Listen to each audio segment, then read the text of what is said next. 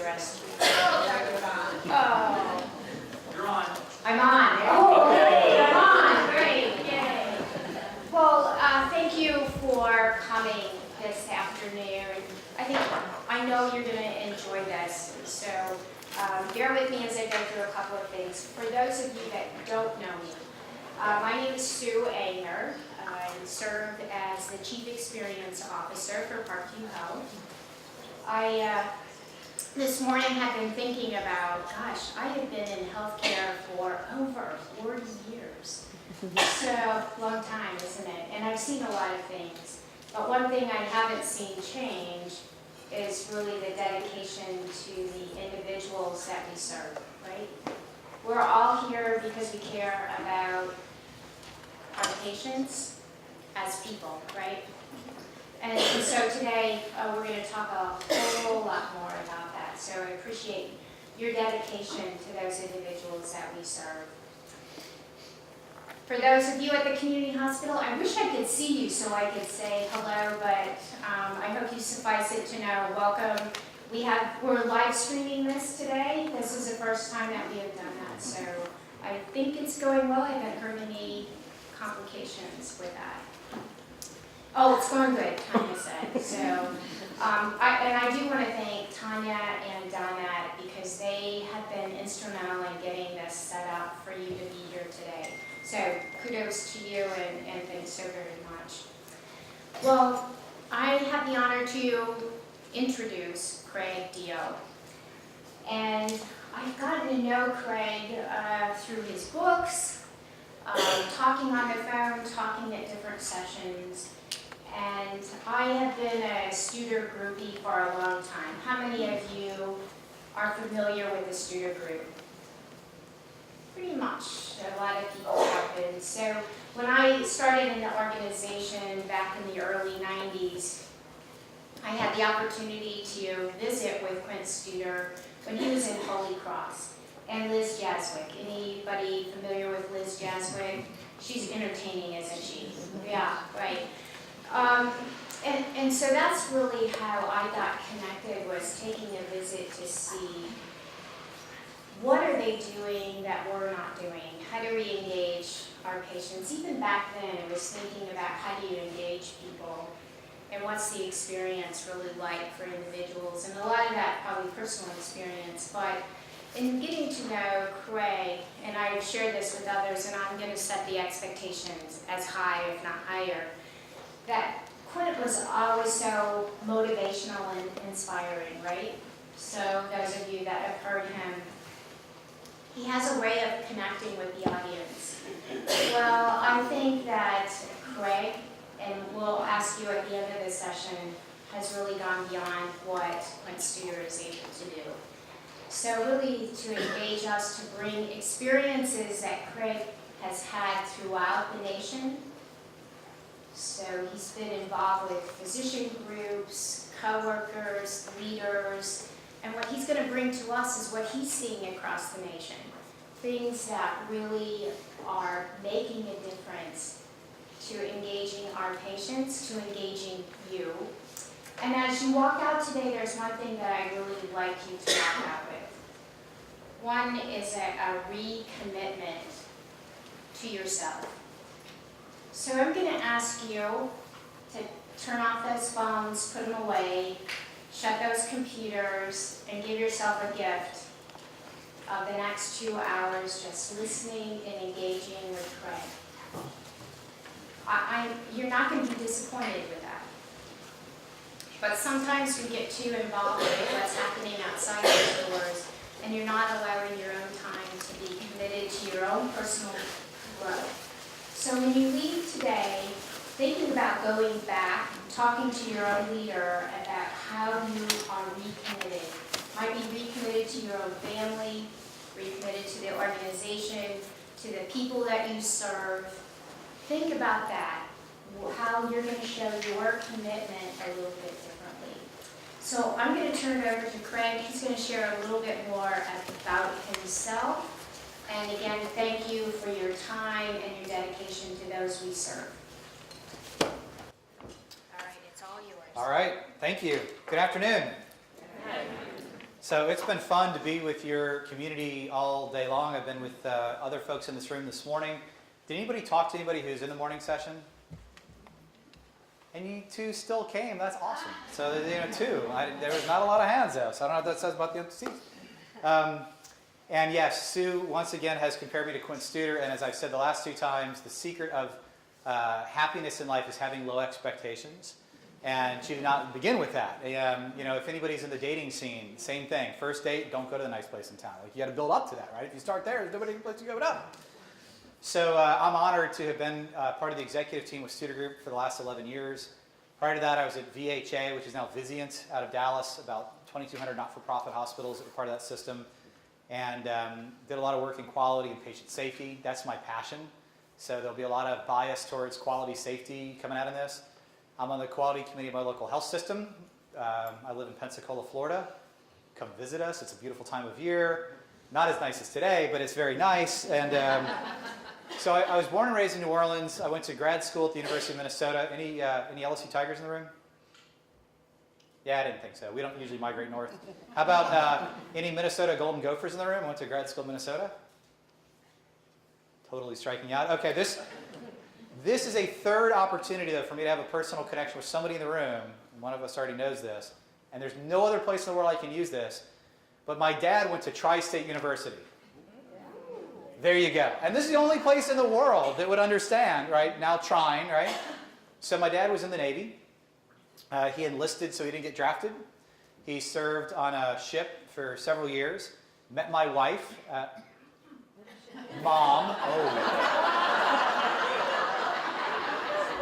There's a joke there about living in Alabama that I'm not going to talk about, and so that's not good. And nobody on the camera will hear that because we'll edit that out. Met my mother while he was in the Navy. She was living in New Orleans. His ship was in port.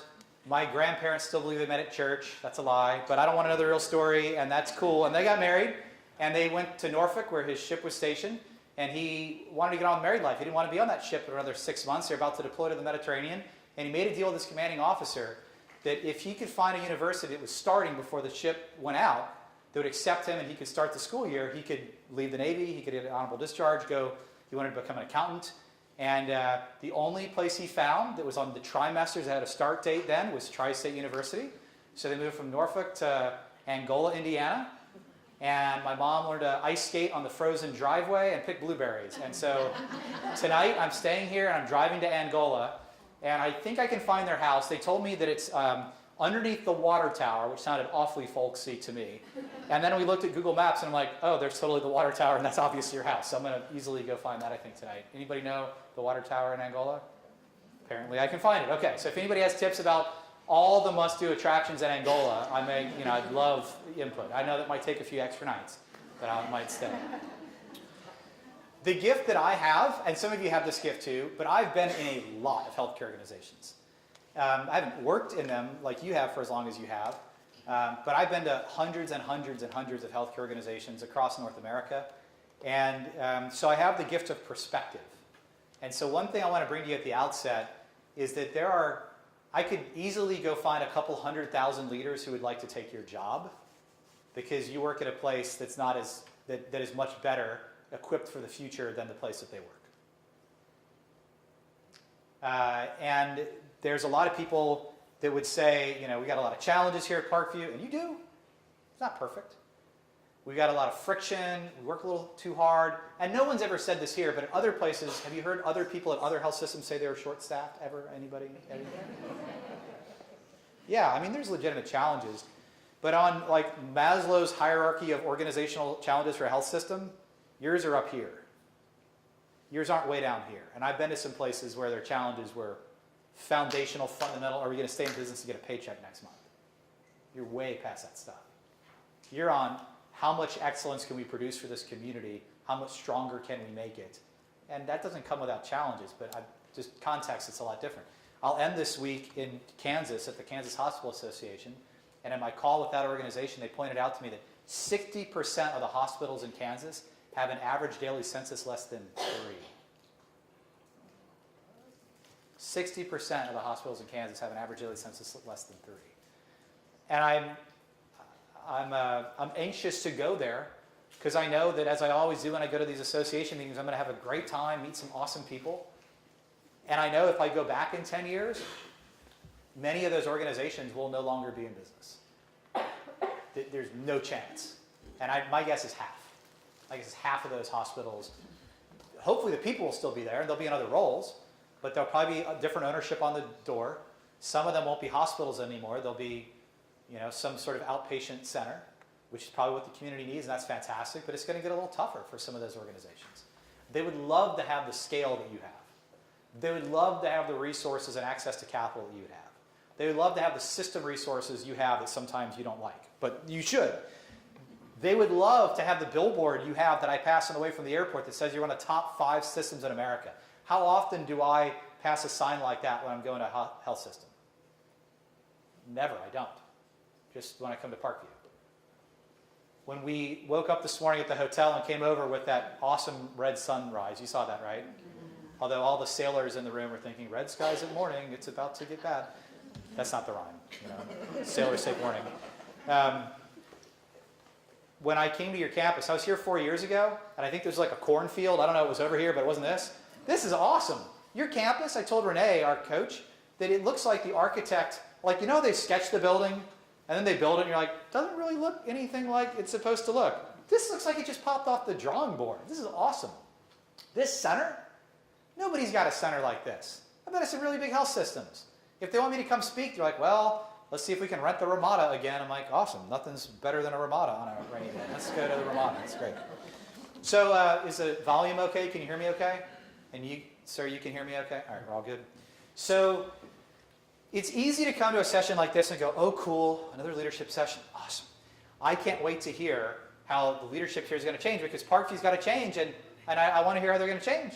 The problem with that is that Parkview can't change. Parkview is an inanimate object. The only way that Parkview changes is that if the leaders of Parkview decide and act on doing things differently, doing things better, getting people to do those things. It's about leadership decisions that we make. And I think you are leadership, right? So leadership is you.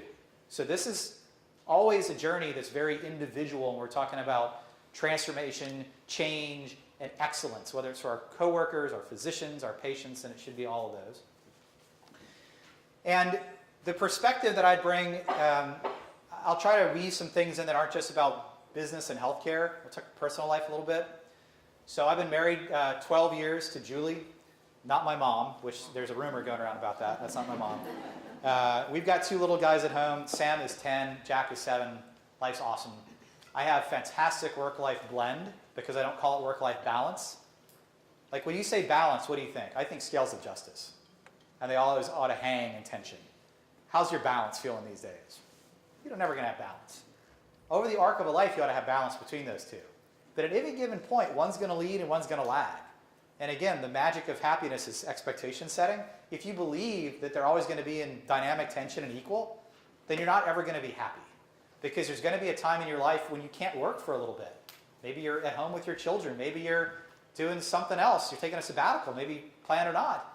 And if you feel guilty about not adding back to your career and your organization, that's not good.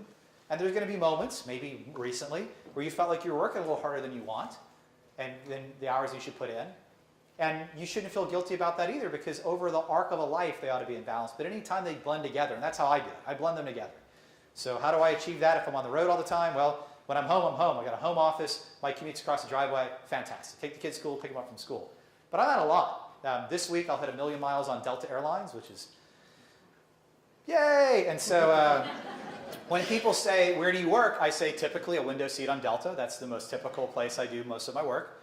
And the way that I blend the work and life in those moments when I'm flying out to visit you and thinking about my family is I think about the flyer miles I'm earning on that flight. Because my flyer miles are our ticket to fun adventures. I mean, we work hard and we play hard. So my kids have been all over the place with me ever since they were really young. I knew we had sort of a problem with this when my 7-year-old, for spring break, we were going to London, and he hands his passport to the gate agent, 7 years old in Atlanta, and says, "Can you believe I'm 7 years old and I haven't even been to London yet?" Like, this needs a reality adjustment. So 3 years ago, we were here. So this is the this is the Monteverde Cloud Forest in Costa Rica. Has anybody ever been to Costa Rica? Awesome. Did you go to Monteverde? You did? Oh, awesome. So this is Sam, who's now 10, Jack, who's 7, and this is the last time they ever hugged each other. No, not sure. Not sure. They do. Usually in a headlock, but still hugging. I'll just take that. And what an amazing place to bring a 10 and 7-year-old boy. Because this is like, 7 and 5-year-old. This is like Jurassic Park, right? This is the Jurassic period. If a pterodactyl would have swooped down in front of us, would have been like, totally, that's where they live, right here, the Monteverde Cloud Forest, still alive. And for hours that day, we had a guide who was showing us through this amazing piece of the world, and we were looking all day for one specific animal. We were looking for the resplendent quetzal. This is like the bird that put the cloud forest on the map. They live throughout Central America, but they're particularly dense in this cloud forest. They live high up in the canopies. This is the female, the duller colored of the two. The male has this long tail and a mohawk, and it's just awesome. And as I got to know this guide all day, I said, man, you have a really cool specific job. I'm envious because nobody knows what I do for a living. I have a hard time explaining it myself. It's particularly hard because my brother's a pilot and my sister's a school teacher. And then the relatives are like, what does your other son do again? Because I don't know. I'm like, I don't know either. So I said, wow, he said he was a guide here for 40 years. I said, that's incredible. So for 40 years, you spent most of your days walking these trails looking for one species. That's amazing. And he said, well, actually, yeah, except this week of March in the 80s, we were looking for something else. In this particular week, instead of being in this part of the forest, we'd go over to that cold, wet, windy ridge over there called Brillante. And instead of looking just for the quetzal, really all the focus was on these incredible animals. This is the Monteverde golden toad. And this week is important because it's really the only week of the year you can see them in the park. They live up in the forest canopy, like most of the animals here do.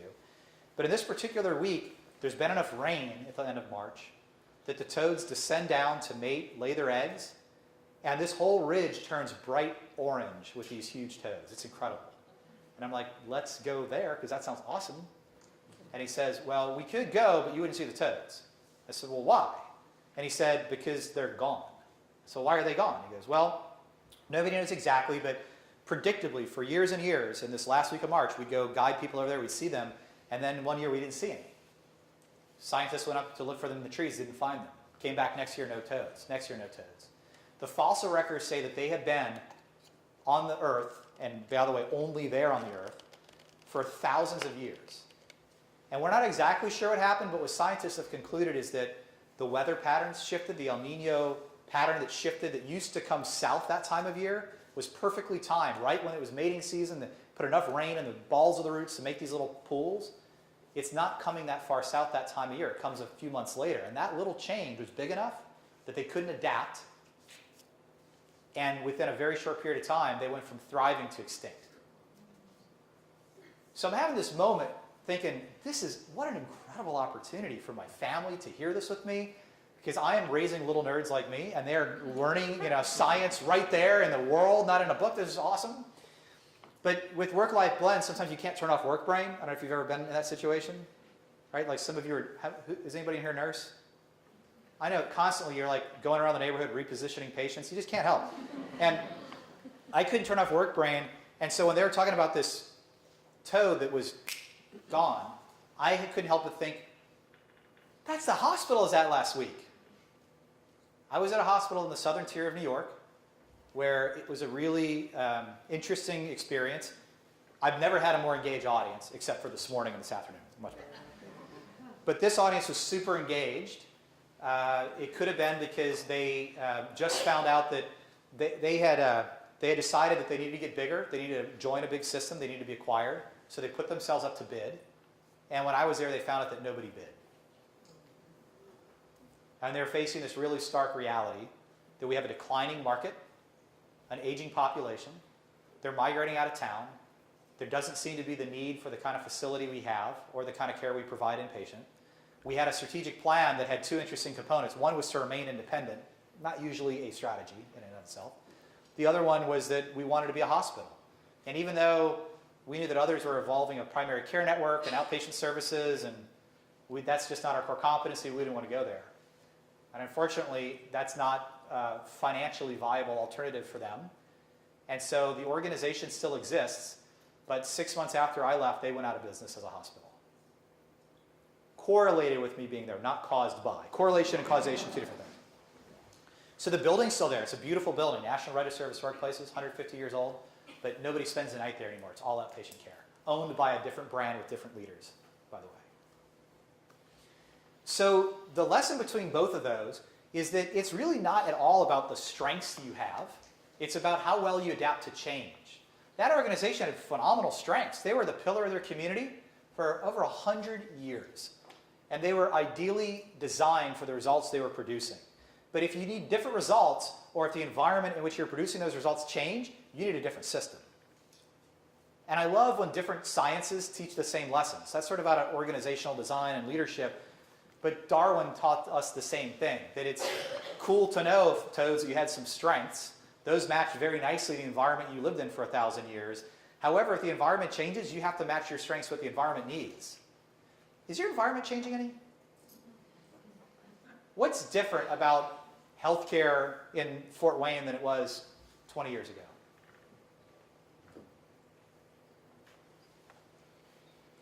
Well, it turns out, Craig, we're not allowed to speak in meetings anymore. That's a big change, because in the old days, if you were here, it was really cool.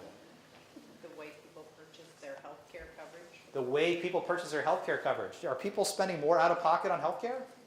Do you think that affects their opinions any and how they shop? Have you seen that happen locally? Do you have any competitors that you didn't have before? There was a place called Lutheran that's been around a little bit. I've heard of them. Maybe seen them, maybe like across the street, right? Any other brand names in this marketplace that weren't here 20 years ago? Minute clinics. Minute Clinics, thank you, yes, to my First Care friends in the front row.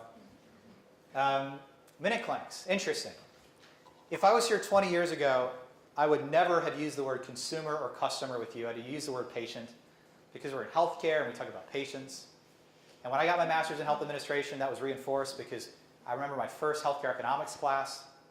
The professor used the word consumer one too many times for one of my physician classmates. And so he raised his hand and he says, "Professor, I understand why you're using the word consumer. I mean, this is an economics class, but I'm a doctor. This is a health class. Would you mind using the word patient instead of consumer?" To which I thought, bold move day one, Rahul. Nice job. Just change the whole way you think, Professor. And he said, "Well, I think that you're conflating those to mean the same thing, but I actually don't view those as synonyms. Let me just explain. The difference to me between being a patient and a consumer is just how vertical you are." Now here's what he meant by that. Doctor, if that person is in front of you, all the skills you're learning on diagnosis and treating through medical school, that's the skill set to use. If that person's walking around downtown Fort Wayne deciding whether they should come to you or not, they're a consumer or non-consumer. If they're deciding to ask you or Dr. Google, he obviously didn't say that in the 90s, that didn't exist, but I can imagine he would today, then he's a consumer or customer or non-customer, non-consumer. If he's deciding whether to take that medication you prescribed or not, he's a consumer. And if you don't learn what psychology and behavioral economics are teaching us about how to influence behaviors, even when people aren't right in front of you like that, then we're going to miss the opportunity to really affect health change. I thought that's a pretty cool answer. Minute Clinics has no problem with the word consumer. Their roots are out of retail. The core competency of a retail organization is consumer behavior. They want to bias you to buy products that are higher margin. No offense to Minute Clinic. I know some clinical leaders at Minute Clinic, fantastic. Actually, their care outcomes are great. But they're coming up from a culture where they are really focused on convenience, access, service, designing things around what customers want, all with a profit motive, of course. And fortunately for them, I think they're going to have some success because the early data out of their quality results is that it's actually quite good care. I've used Minute Clinics twice, 2 different cities. The second time I went, they started by reviewing my last visit to them. It was over 18 months ago in a different state. Pretty interesting. How about online? Any competition you have that you can use your smartphone or computer to access? So my favorite, sort of convenient care question is, it's 10 o'clock on a Saturday night. Your child has a 103-degree fever. What do you do? All right, so where would you go in town now, First Care people? Are y'all open Saturday nights at 10 o'clock? Nope. How late are you open on Saturdays? 8. It's 7:30 on a Saturday night. Right, so now you could provide that service. 20 years ago, probably not, right? I'm guessing. If I was in your town, so tonight I go to Angola, not feeling all that great. I decide I want to access care. I'm sure there's awesome health care in Angola. Do you have a facility in Angola by chance? No, but somebody does. I'm sure I could go. They probably have an emergency room. So I could go to the emergency room in Angola, and you know who loves seeing upper respiratory infections? Trauma surgeons love seeing upper respiratory. That just fires them up. You know, I'm at this level. They have I'm sure it's a level 1 trauma center in Angola. That, you know, we, for years, have gotten, you know, board certified, fellowships, continuing education for this moment. Bring the head cold to me, right? That's not a good use of the healthcare system. It's not good for my pocketbook, right? We're buying healthcare services differently. By the way, as a quality safety guy, it's probably not good for me clinically to be sitting in the waiting area anymore in the emergency department than I have to. I might pick up some stuff that I don't need to. I mean, I guess, I might spread some stuff, even worse. So what I would probably do is pick up my phone and go to the Teladoc app that I have access to through Aetna, and for $10, a board-certified physician in whatever state I'm in will call me within 10 minutes, or I could do a FaceTime consult. And I've used this service 4 times. Oh, the first thing they ask you on the app is, if this physician does prescribe anything, which of the following pharmacies you'd like it filled at? And they also help you understand which of them deliver. So the time I was in downtown Chicago, it was easy to pick the one that delivered to my hotel. And at 2 in the morning, when I felt lousy, by 2:30, they had called in the script, and by 3:30 in the morning, it was delivered to my hotel room. And it cost me $10. The thing I really like about that service is that I've used it about 4 times, and only twice did they prescribe anything. Safety guy, glad with that, right? It's all been respiratory stuff. It's an occupational hazard for what I do. But the other 2 times they said, you know what? Sounds viral, so I'm not going to prescribe the Z-Pack. Can you believe it? Instead, rest, hydrate, you know, and here's some symptoms to look for. But I felt like I was a good steward of healthcare resources. I was an engaged customer because I wasn't ignoring the symptoms, right? And I wasn't clogging up your emergency department and, you know, further burning out your emergency room physicians who don't necessarily want to treat that stuff. We're in a totally different ecosystem. And as a result, it requires some bold leadership. And if you're wondering why leadership here is investing in things and making changes, it's because if not, you're not going to be in business. And I'm not saying next year. I mean, this is not an organization that's in a bad spot. You guys are in a fantastic situation. I'm not kidding. Hundreds of thousands of leaders would trade jobs with you in a heartbeat. Love to be in this system, in this market. This is a good market to be in. There's other markets a lot worse. I was on the other side of the state in the Northwest last week. A place that starts with a G and ends in a Y and has 2 other letters. That's not necessarily the best town to be in, right? That's tough. It's a tough marketplace. With Chicago 30 minutes away. So we've got to own our future, or we'll be disrupted by it, by technology, by other people coming into the marketplace. And they're not going to come replace you whole hog. They're not going to build another health system just like you down the street. Luther and Artie sort of did that. But they're going to nibble around the edges at little things, right? It's going to be preventative care, wellness care. There's an organization in the Northwest where I asked them who their partners are in town in providing health care. And they said Whole Foods and Gold's Gym. I was expecting like the name of a nursing home, right? Like a physician practice. And they say, no, the local franchise holder for Gold's Gym has decided that they're a wellness company. I said, well, you can't just call yourself a wellness company and be a wellness company, right? And still have gym memberships. They go, no, they do gym memberships, but they have behavioral health coaches on staff. Economically, they figured out that that's the reason that, you know, like people quit gym memberships because they're not really owning their own health. So like we figured that'll help us economically too, but they're doing behavioral health coaching at Gold's Gym. And I said, well, what about Whole Foods? Like, actually, they're a great partner with us. But our physicians now write prescriptions for vegetables and other healthy foods that can be redeemed at Whole Foods, and you get a 40% discount off of anything in the produce section at the local Whole Foods. So they're our care partner in providing wellness. Did not know what to do with those facts. Like that's a little different than I was experiencing. That's pretty interesting. So there's cool partnerships sprouting out all over the place. Sprouting up, that's pun intended, I guess.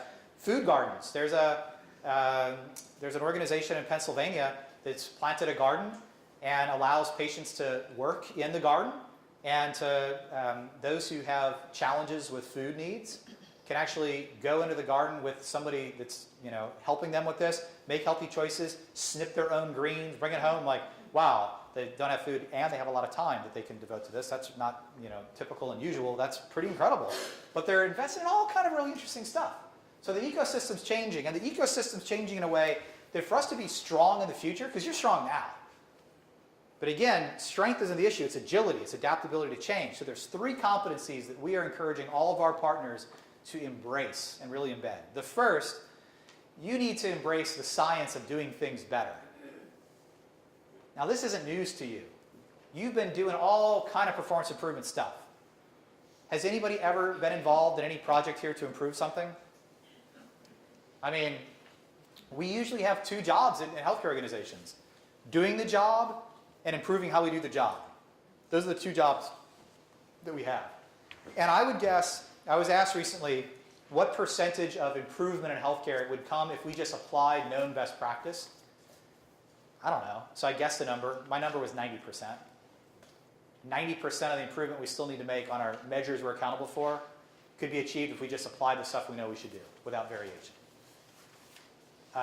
Where do I get that stat from? I totally made it up. That is the truth. However, so data points to support this. In 1992, when they looked at how long it took until the average practicing physician adopted a best practice in a medical journal, what was that lag time? In 1992. How long did it take until there's no more arguing in the letters to the editor? But everybody goes, yep, that's the way we should do it. How long until the average practicing physician adopted the practice? Still waiting. Yes, sir. There are some. 17 years. 17-year gap between knowing and doing. Being from South Louisiana, sometimes I explain this a little bit more colloquially. If 5 frogs are on a lily pad and one decides to jump, how many frogs are left on the lily pad?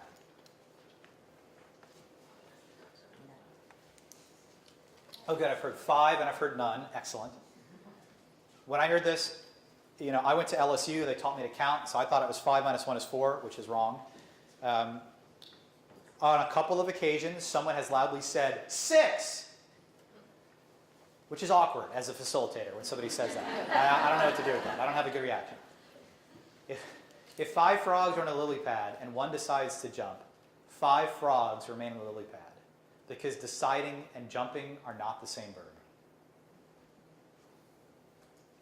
You've decided to be a world-class organization. Awesome. You know who else has? Everybody. I have not been to an organization. It's like we aspire to be less terrible, I'd say, is really our goal. That's our mission. Our mission to be the least of the terrible organizations that provide health care to the community. We want to be the least worst. Everybody aspires to excellence. Everybody has the right values, mission, vision, values. Strategic plans. I've read a lot of strategic plans. We do strategic planning. I lead our strategic planning process. I could probably guess what 50% of the plans in there are at this place, because there's sort of a known playbook of things you have to do in the future. Then there's other organizations that are going to have the exact same plan as you, but one of you will win and one of you will fail. And it has nothing to do with the plan, it has everything to do with the execution behind that. It doesn't matter if you're a well-intentioned frog sitting on the lily pad, it matters if you jumped off the lily pad. It's not about knowing what to do, it's about doing it.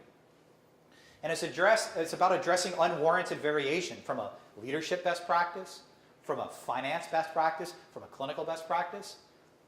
And unwarranted is the key. There's reasons to variate from rules, right? There's always reasons to variate from certain rules. There's reasons that thing is contraindicated for that patient, so the rules don't apply. Cool, right. I'm not talking about any of that stuff. Unwarranted variation is expressed nationally in these stunning charts, like the Wenberg father-son team at Dartmouth have looked at Medicare data in different markets, and they come up with these unbelievable findings. Like if the same patient presents to an orthopedic surgeon in Miami and then presents to an orthopedic surgeon in Minneapolis, the odds that they'll have their hip replaced in Miami will be 8 times more likely. Same patient. 8x more likely they have the hip replaced. And when you go, why is that the case? They go, well, because in Miami we practice differently. Well, yeah, I get that, but why? Because we were trained differently. Why were you trained differently? Because they were trained differently. Why were they trained differently? Because those people were trained differently. Why were they trained differently? Well, because. And if you get to well because, it's like the root cause, that's probably not warranted variation. And so again, different paths in life say the same thing. Anybody hear Grandma's pot roast recipe story? If it wasn't in the talk this morning. So famous recipe in the family, grandma's recipe, and every Sunday mom makes it for the granddaughter, her daughter. And this particular Sunday, the granddaughter says, Mom, I'd love to learn to make grandma's pot roast recipe. Can I come over early and make it with you? Oh, that'd be awesome. So she comes over early, and she goes, now look, I've already set the oven to 350, and I have this beautiful roast here sitting on the cutting board, and now we're going to use a good serrated knife. We're going to slice off about an inch on the right. We're going to slice off an inch on the left. We're going to put the rest of the meat in the pot. We're going to add these carrots and potatoes. She goes, but what are we going to do with the pieces of meat we cut off? That's not part of the recipe. We don't need them anymore. But, I mean, it looks like the rest of the meat. Why are we wasting that meat? Well, it's just not part of the recipe. It's not Grandma's recipe. Well, but why? She goes, you know what? Let's call Grandma. She'll get a kick out of the fact that we're doing this together. Let's just ask Grandma. Hey, Mom, yeah, I'm here with your granddaughter. We're making your recipe for pot roast. Yeah. And she had a question I couldn't answer. We just cut off the ends of the meat and we threw them away. Why are you laughing? Well, we did that because that's the recipe. And she hangs up the phone and she goes, well, Grandma said that that's because the roast didn't used to fit in the pan. She goes, does the roast fit in your pan? And she goes, yeah, it fits in the pan. She goes, well, then stop wasting the meat. And there's a lot of stuff we do in healthcare, and the quality literature would say maybe 50%, 50% of the stuff that we do doesn't really have good evidence behind doing it. And that's not to mention, there's overuse and then there's underuse. If you're not into choosing wisely as a campaign, I'd highly recommend looking at the Choose Wisely campaign. Low back x-rays, first time back pain, maybe not the best choice. A couple of sniffles, probably don't need the antibiotic, right? You know these things, you're ringers in healthcare, but still, the dollars, the cost, the challenge that's creating is significant. So, if we just do things that rules have already said we have to do, that's great. On patient experience, same way. Very known, well-worn pathway to get to the 99th percentile inpatient and outpatient. I know those organizations. They know exactly what you know. We haven't been holding anything back. We taught you everything we know. And you're pretty good. You're in the top 20% on a lot of measures. You're top 5%. Where's the people from the ortho hospital? Anybody here? I heard this morning, top 5%. That's awesome. And there's organizations that know the same things you do that are the bottom 5%. The difference is you figured out a way to execute it in your context. So that's the first core competency. The next one, the problem with this is that all you know is this, then you need a rule book every time to do something, and that assumes that people have seen that problem before. And the problem is going forward, you're going to encounter stuff that you have no idea how to handle it, and that requires innovation. It requires new ways of acting. The first is about doing things better. This is about doing different things. Has anyone heard the term population health? Accountable care? All of that is about paying you differently for health outcomes, not just for doing stuff. And the system perfectly produces the results it achieves. You are perfectly optimized to be an organization living in a reimbursement world that's largely fee-for-service with a little bit of value-based payment. And you move into a world that is coming. It's just a matter of how quickly it comes and whether the feds or the commercial payers are going to lead. You will be paid differently based on outcomes in the future. And that's going to require new ways of acting and believing and doing that you have not built rules for yet, and neither has anybody else. So it require you to do different things. And you're not going to get it right always on the first attempt. And if you set the bar that doesn't allow failure in this, then you're never going to learn. Because learning comes from failures at times. So you're going to have to do these weird things as leaders in the future, like take intelligent risks, which is antithetical to my safety part, right? And I'm not saying you take intelligent risks like, hey guys, I know we've had some ventilator-associated pneumonia, and there's that really clear set of behaviors on the VAP bundle that can get this down to 0, and there's pretty known path. But let's just innovate. Let's just figure out what we have, and if we kill a few patients on the way, cool. I mean, that's the problem with small tests of change. That's not at all what I'm talking about. That's rules-based. This is going to be all those new competencies we have to develop, and it's going to require us to set goals that actually expect failure in some areas. Now, the cool thing is that I'm in the Miro Center right now having this conversation. I went upstairs and sat in the cool chairs. Have you seen the cool chairs? If you need an ab workout, you can go one of those cool chairs and it swirls around. It's incredible. How many organizations have an innovation center that I go to? Probably less than 2%. You actually invested in this. You had a Shark Tank thing here, right? Were they as cruel as they are on the show, or were they nice? Because on the show, I don't think that's... My kids like Shark Tank, And then I'm like, you can't watch it anymore because that's not the kind of business people I work with. They're not all jerks. Like, they're pretty nice people. But the cool thing about that is that you're actually embracing innovation as a competency. You work at a place that is investing in your ability to develop two of the critical skills. And it's a rare group of leaders that have investment in both of those given to them by their health system. And the third is one I'm passionate about, and we're going to talk about the rest of this time. Whether it's getting people to do known rules-based things or getting people to do different things, the key is getting people to do them. And that's really hard, but the good news is that there's a lot of science about how to make that happen. So we're going to talk about engagement. You cannot enter the world of engagement until we define it, though. You cannot enter any world unless you have the language. I love this slide. That is an awesome quote. I am reminded of this truth every year when I get with Julie's family. Julie's born and raised in Mexico, and even though she has a degree in English and is arguably better at the language than I am, when we're around her family, there could be 2 or 3 hours of time where there is no English spoken except when they say my name and then look over and laugh. And I'm clearly not in that world with them for those 2 hours, right? I also like this slide because that's my 10-year-old. That is Sam. When he was 7 months old. He's not the world's youngest looking 10-year-old, but and this is one of the audience test slides, so thank you somebody for saying he's cute, because this is about all I have is kids, pictures of my kids. It's really the only reason I have this job. So you can't enter any world if you have the language, so engagement is not the same thing as happiness. Let's just knock that out right now. Because most people say satisfaction, experience, engagement, interchangeably. Very different concepts. So, all right, I work for you now. Usually I end the day at 5 o'clock, but today I want to go hang out with my kids and do some stuff with them at 2 o'clock. And you say, absolutely, Craig, knock off 3 hours early, go do that. I'm pretty satisfied with that, right? Totally satisfied. Love it. Love my boss. Alicia's awesome. She let me go home early today. It's great. You guys know that. She's awesome. How engaged am I in the pursuit of your team's mission that day between 2 and 5 o'clock? Not at all. That's how different this is. I can be 100% satisfied and 0% engaged at the same time.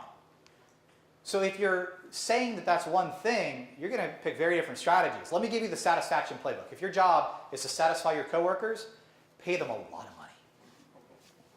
Valet park their car. I mean, you personally valet park their car. Let them go home early every day. Tell them how awesome they are. Don't give them any hard work, because that's not uplifting and satisfying. Now, I'm sort of mocking this because I want to make a sharp contrast. Satisfaction isn't bad. Satisfaction is necessary. To achieve engagement, you first have to be satisfied. I have to be, one model says satisfaction plus competence plus willingness equals engagement. So I got to have that. But it's at the bottom of that hierarchy of needs to get up to some higher level. Satisfaction is a one-way street. It answers a question, how happy are you with what you received from me? Engagement is a two-way street. It's asking the question, how are you giving back to this relationship? That's very different. And so it's natural in any company that has customers, you have to be asking satisfaction questions. You can't stay in business if you don't have satisfied customers, especially when the customer and the consumer become one thing. See, in the past, the consumer is a person that buys the thing, the customer is a person that uses the thing, and in healthcare until recently, those were two different things. One was called the payer, one was called the patient. But now, as we have more dollars at risk for our healthcare, it's becoming one thing. And if you're not finding ways to satisfy, delight, exceed expectations, provide convenience, they're going to vote with their feet and go elsewhere. They prioritize convenience.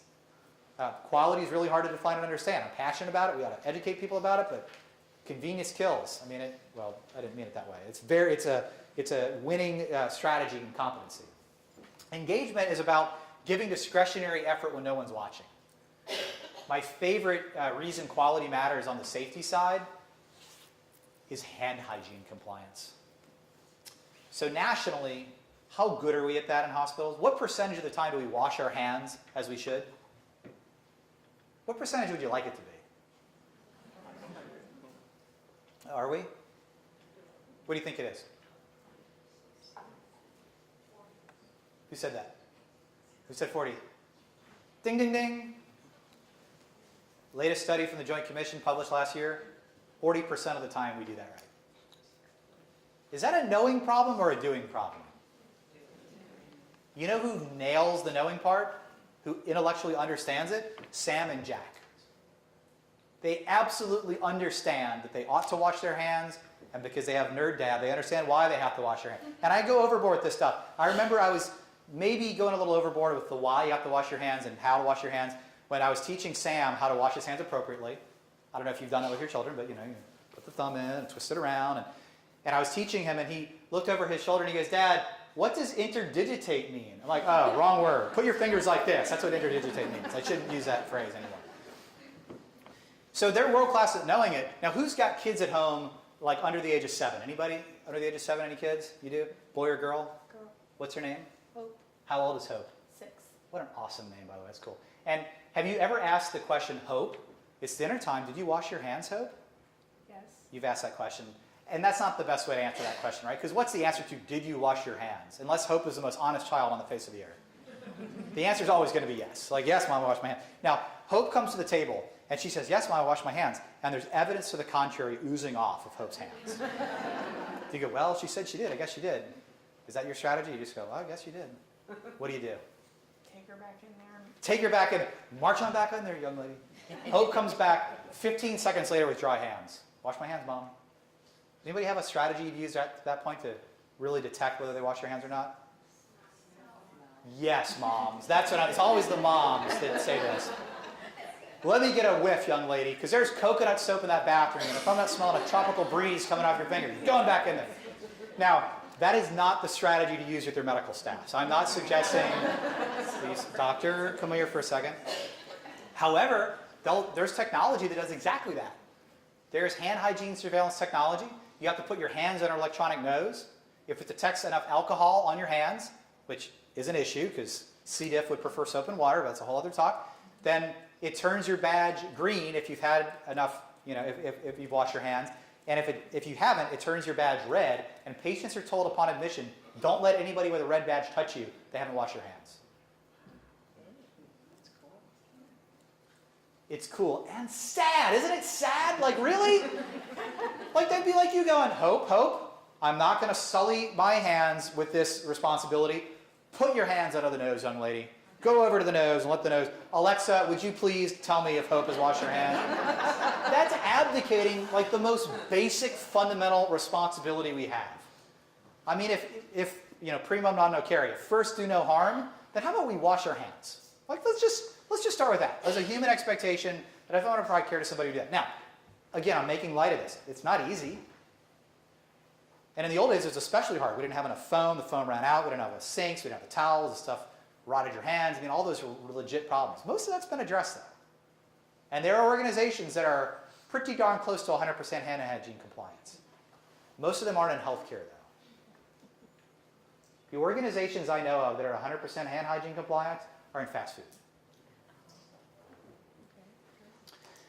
Rudy's Barbecue in Austin, Texas is a fine example of this. Anybody ever been to Rudy's Barbecue?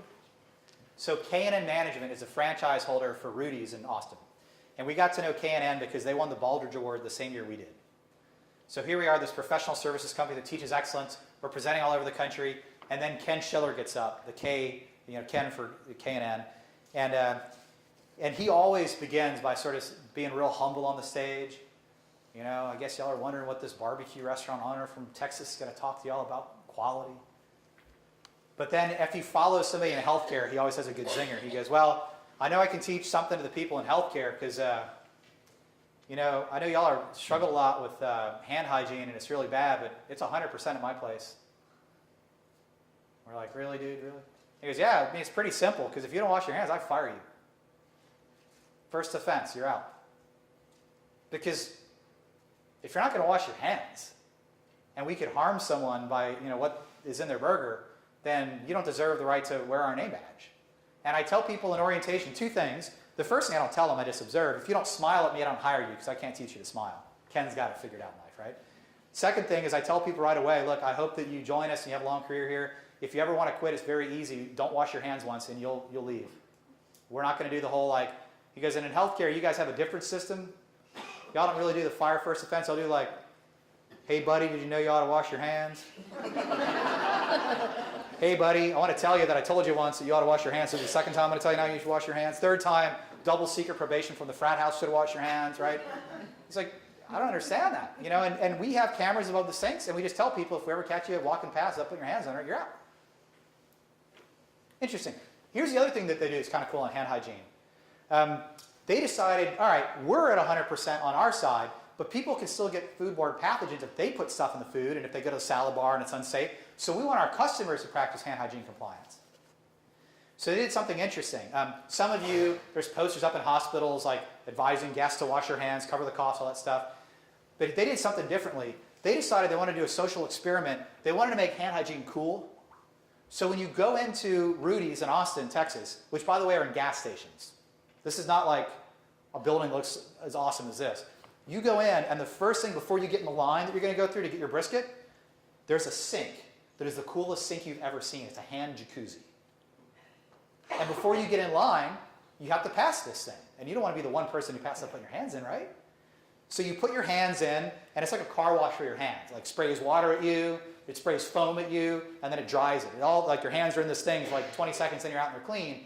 And then there's somebody in line that if a child does it, they give them a sticker and a sucker. And who wants to be the mom and dad that has the kid there without the sticker on them, right? So hand hygiene has been like the socially appropriate, cool thing to do. That's awesome. It's a totally different mindset about how we're going to expect the behaviors and reinforce them in the organization. Engagement matters because we're not good at it. And I don't mean here. You're pretty good at it here. Actually, you're really good at it here. You're top 15% of the country here. That's awesome. Globally, though, we're not as good. What percentage of workers on the planet Earth are engaged in their job? What do you think? Okay, optimism, pessimism test first. Show of hands, how many think it's more than 50%?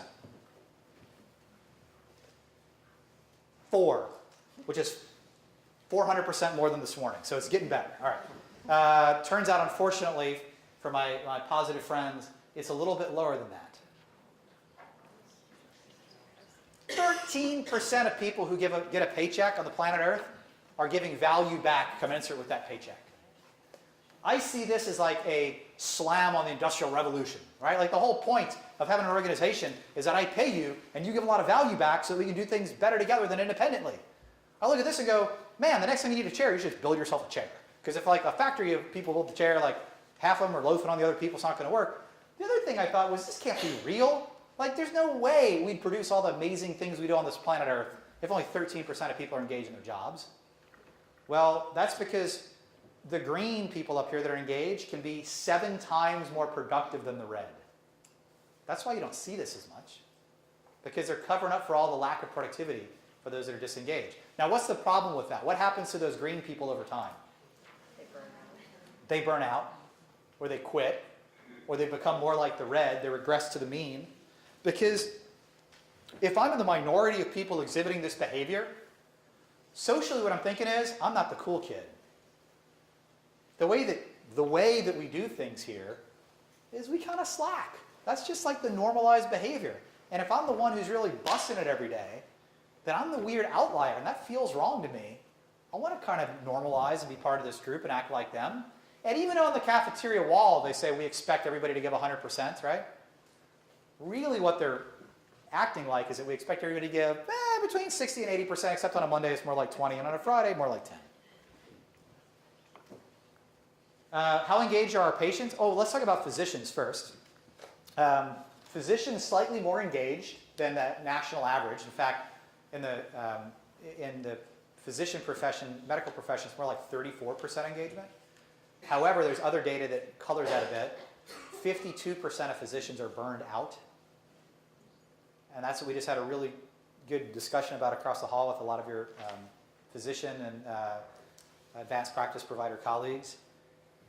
Now the issue there, it's kind of interesting, is that I can be both engaged and burned out at the same time for a while. Because back to work-life blend, the first thing that goes there is not the work part. I'm a professional. I'm going to bring my best self to work for my patients and my coworkers. What's going to go first is all that stuff outside of work. And if you look at the literature in the medical life, the incidence of depression, even suicide, substance abuse, marital divorce, and discord, much higher in the medical life. So one thing we're asking everybody to do is to talk about it, because the odds are that unless Parkview is unique for some reason, maybe half of your medical staff and other providers are burnout. And this is not limited there. There is burnout among administrative leaders. There's burnout in nursing staff. Oh my gosh, is there burnout in nursing staff? But talking about and understanding that that's not unusual is the first step. How about for patient engagement?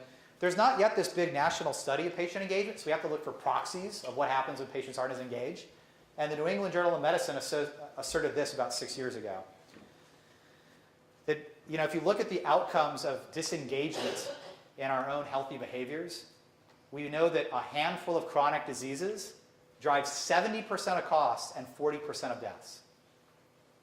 A handful of largely modifiable, not totally, but largely modifiable behaviors drive 40% of deaths, 70% of costs. Yet half the people that we accurately, diagnose with a chronic disease and prescribe medications to, half those doses aren't filled. The saddest little term I learned researching this book that you have over the last couple of years, I love this term, pharmaceutical abandonment. Doesn't that just sound like the loneliest little term you've ever heard? These are those little white bags filled with pills, waiting at CVS or your pharmacy right now that will never go home with somebody. And if you call now for $1, so, and that's not to talk about all of the doses that you prescribe accurately somebody brings home and then they don't use appropriately, right? You would never do this, but do you know that some people, if they're prescribed a 10-day dose of antibiotics and they feel good after day 2, they might save the other 8 and think, wow, I can get sick 4 more times off this stuff. That's awesome. I learned this. I had a dinner party New Year's Eve, and I had a friend who was saying, nobody at this table worked in healthcare, okay? This guy goes, yeah, I've had this respiratory thing. I can't kick a cough for a while and can't get it. And the guy next to him, who's an attorney, says, I got some Cipro. Would you like some Cipro? Like, are you doing a drug deal at my table? Like, could you go to the back alley with that stuff and not do it at the table in front of people? I said, why are you offering Cipro? And like, yeah, I felt better after the second day, and I have all this, and it prevents smallpox. So if the zombie apocalypse comes to Pensacola, go to my bunkers. I got all the good drugs. That is not how that was intended to be used, sir. I had a great discussion with a physician at a grand rounds I was presenting in the Midwest. I gave a talk on accountable care, and he says, I just object to the whole notion of accountable care because that assumes that I have to be accountable for your care. Well, look, I can diagnose you correctly. I can write the right script, but I can't make you take a pill. I can't be accountable for your care. You have to be accountable for your care. I said, absolutely. I actually agree with that. It does take reciprocal engagement. It's not what we do 2 patients. It's not what we do 4 patients. It's what we do with patients. And with means we both have a role to play. We're both accountable. That's true. But good news, doctor, there's over 400 studies that show how you can influence that person taking ownership for their health care. If you build a trusting rapport, if you don't label and blame them as the drug-seeking, non-compliant patient, just to use some of my favorite terms I've heard, but you celebrate small wins and you listen and you empathize, you can actually have a heck of an influence on some of these outcomes. Not alone, you got to be part of a system. You need care navigators to spend more time with them. You have to have social work is cool again, right? Remember social work? Like you heard about it a few years ago and then you didn't hear about it. Now social work's cool again. We need all these other resources around us to help affect these behaviors. Why does this stuff matter? Engage employees, wash your hands, engage clinicians. If a physician just talks to a patient about not smoking, there's 30% increased likelihood they'll stop smoking. The most engaged members of a medical staff can produce more than $500,000 more in inpatient annual revenue. There's all kind of measures around this. Why does it matter to patients and families? The more engaged and activated I am, the more likely I am to control my cholesterol, manage my weight, exercise, eat correctly, do all the stuff that evidence suggests I ought to do. And all that drives that 70% of cost and 40% of deaths in the right direction. So the model we coach is this. If we want to have patients and families engage in their health care, and we do, we must. There is no other road to address that 70% of cost without it, 40% of deaths without it. Then we need to do things that can facilitate engagement. Now, I say facilitate because you can't engage anybody. I can't reach into your soul and engage you. I can't change you in life. You can't change anybody. Oh, this applies at home also, right? You married that guy. Like, he's always going to leave his socks this close to the hamper. And you can tell him all the reasons, but at the end of the day, he's got to, maybe that's my issue I'm dealing with my socks. I'm just saying, you have to internalize that before you change it. So to do that, we have to make sure that every moment we have is purposeful with our patients and families. And we don't have a lot of moments. On the primary care side, we have a lot more moments than the acute care side. The stats is that I think 60% of Americans saw a doctor last year. They saw a doctor on average 3 times, and the visit lasted 20 minutes. So if anybody's been doing the math, how many hours a year of that? 3 times 20 minutes is how many hours? Nice job, afternoon class. That is awesome. The problem with that is that there's 8,764 other hours in the year. So those 20-minute increments have to endure another 2,300 hours of impact. I had a physician tell me that's why I retired from medicine. Because I had patients I could not help in 20-minute increments 3 times a year. And it's not the kind of medicine I wanted to practice. So then the way we had the rest of the conversation, I asked him how big his panel was. He said 2,000 patients. I said, were all of your patients that chronically ill that needed more help? No. So you had some patients that probably didn't need to even see you as much as 3 times a year, 20 minutes. I mean, knock on wood, I'm in that category right now. If I go to you every week and ask you to do a lot of tests, that's not good health care. You're going to find some stuff that's false positive, do some stuff you shouldn't do. That's bad. That's not good. But we're probably still treating people pretty standardly like that. In the future, what we've got to do is you've got to spend less intensive time with those folks on more preventative stuff and a lot more intensive time with the folks who need it more. We've got to rationalize how we're spending that care to what people need. And by the way, it probably isn't all with the physician. They probably need a health coach. If you've got multiple comorbidities, behavioral health is probably something that we ought to be talking about. And in the last session, I had a hospitalist come up asking about how he can make an impact and desperately wanted to make an impact on whatever the alternative appropriate word is to frequent flyers, right? Because we know that's not the right term. And I pointed out, you can do some things, and you also are fortunate to be part of a system where that system can apply resources to help that person when you're not right in front of them and they're not acute, because that's where you can really make some big impact. So if we want our clinicians to do the best with the 20 minutes they have, now what does that look like? That means when the patient comes in, I'm going to sit instead of stand. I know I don't have a lot of time, but literally it does not take me much time to do this. It took me that much time to do that. That's it. It takes about a second, less than a second. The cool thing, though, is if I sit with you and have a discussion, and then I ask how long you think I spent with you, there are some studies that say it's almost twice as long as you thought I spent with you when I stood up and had the same conversation. You perceive that the time spent is better. Now, that's a little bit of like survey voodoo, like, oh, you're just gaming this, like, you sit down and it seems like you spent more time. But here's the way that that really matters. If I think you spent more time with me, I'm more likely to believe that you understood me, that you allowed me to speak, that you got a better diagnosis, that we built a little bit of rapport. It actually really matters. I'm not just going to sit. I'm going to do it, my colleague Dr. Josh Kosowski suggests, I'm going to sit and be quiet for 90 seconds. And when I ask what brings you here today, I'm not going to say anything. I'm not going to interrupt you at 17 seconds as the national norm. Instead, I'm going to make good eye contact, lean in, and talk to you about what brings you here. And we're going to build a little magical moments of connect point. I'm going to paraphrase back what I think I heard you say, so you know I was listening. I'm going to celebrate small wins, because even though our long-term plan for you involves 50 pounds of weight reduction over time, you've lost 2 pounds in the last visit, Mrs. Jones. That is awesome. What'd you do? How are we going to keep that going? Because that is exactly the kind of progress that we know is getting you to where you want to be. How'd you do that? Now, those conversations don't necessarily take any more than those 20 minutes, but they're purposeful. Now, I don't know any caregivers who don't want to do that. Everybody wants to do that. The problem is they're working in systems that don't support it. They're working in systems where maybe 10% of the folks around them are low performers who suck the joy out of the day, right?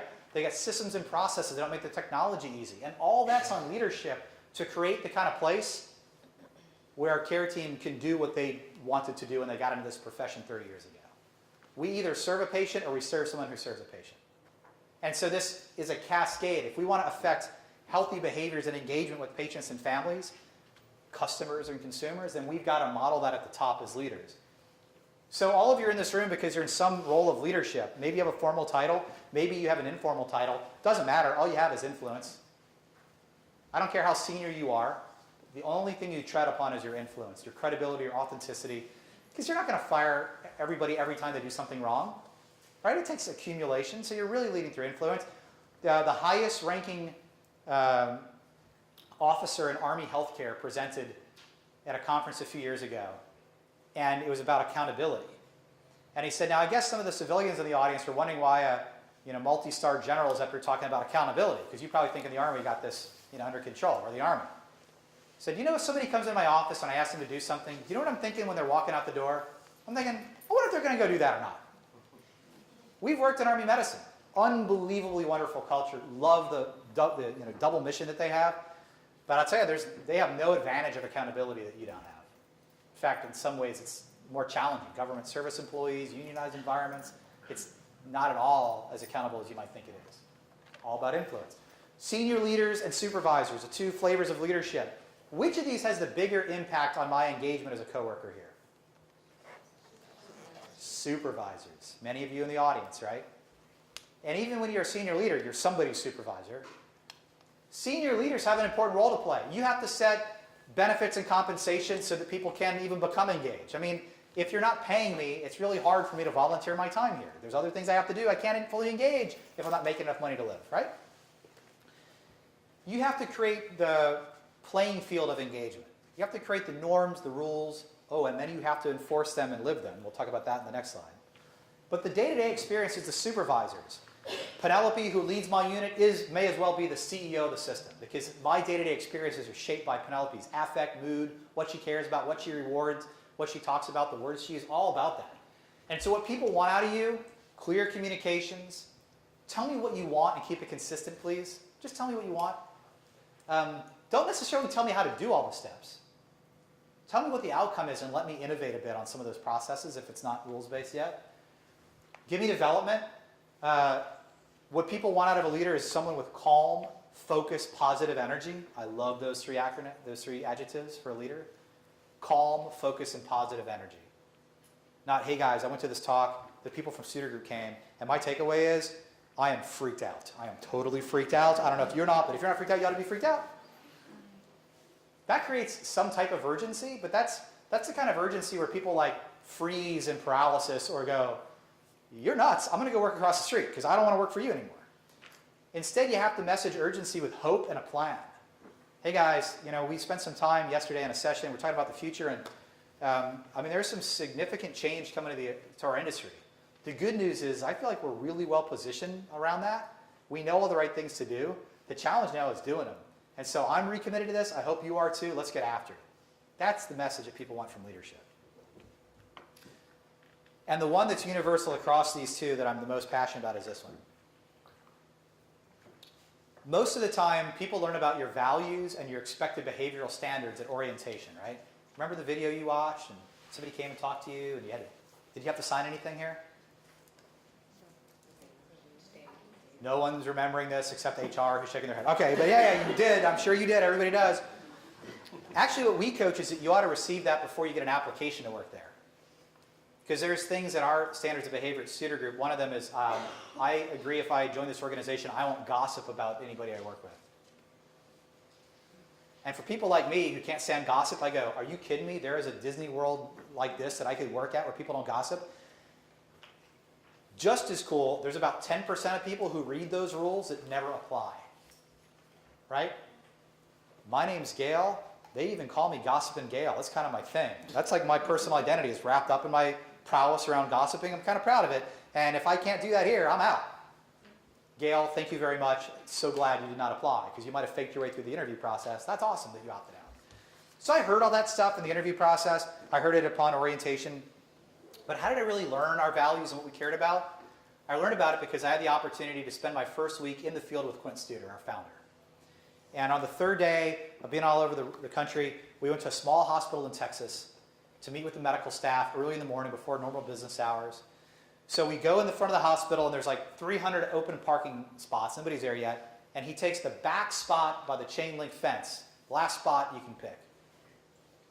And we get out of the car, and he goes, now, why did I park here? I said, well, that's great client service. We're going to work with this organization. We put ourselves humbly beneath them. He goes, yeah, we're the least important people here today. Of course, patients come first, staff, then the leaders, then we're way down on that list.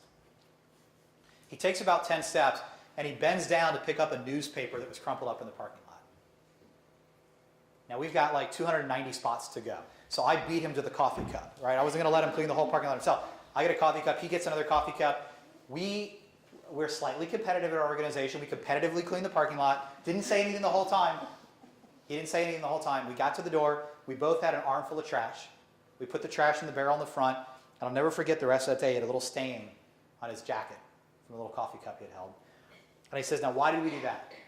I said, again, it's great client service. And he goes, well, that's part of it. Here's the other fact. This organization has patients telling them it's not very clean. The temptation as a leadership group is to want to hire a lot of housekeepers. You'll never hire enough. There are leaders in this organization that know this is a dirty parking lot and they're blind to it. And if they don't start cleaning this parking lot, nobody else is either. And if nobody else is going to do it, then you can't hire enough housekeepers. This place will never be a clean facility if the leaders don't role model that expected behavior. And we need to get the leaders to do that. But here's the problem with being a coach. You can't coach someone any further than you've taken yourself. So if you're going to coach a senior team to do this expected behavior, you have to show them that first, or how inauthentic will it be? Particularly if you do this for a long time in your career. Now look, this is hardwired in me in a ridiculous way. Like I can't turn this off like a light switch. So of course if I'm at your facility and I see something on the ground, I'm going to pick it up. If I'm at student groups offices, I'm going to pick it up. But like if I'm at the airport, I also have to pick it up. It's a disease. I'm not saying it's good. And like, not if it looks like pathogenic. Like, you know, if there's something like, not sharks, but you know, if there's like a cup, I'm going to pick it up and throw it in the trash can. And I have strangers come up to me and go, wow, that was really cool that you threw that away. And I'm like, it's amazing to me that people don't. Like, why would you not? Like, there's a piece of trash. Why don't you just, it's a trash can, just pick it up, pick it away. So that's how I learned about that standard. I learned about the fact that we're serious about not being tardy when we had our first senior team meeting. And it started at 1 o'clock.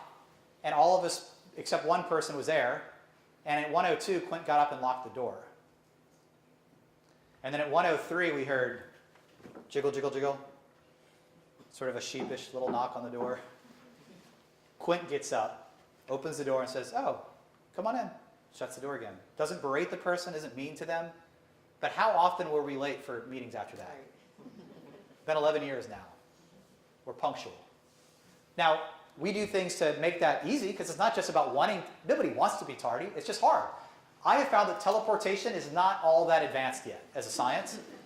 And so if you're on this campus and you have a meeting here and at the hospital and out somewhere else and they all, you know, start on the top of the hour, that leaves 0 times for you to be able to transport your physical being one place to another. That's not going to work.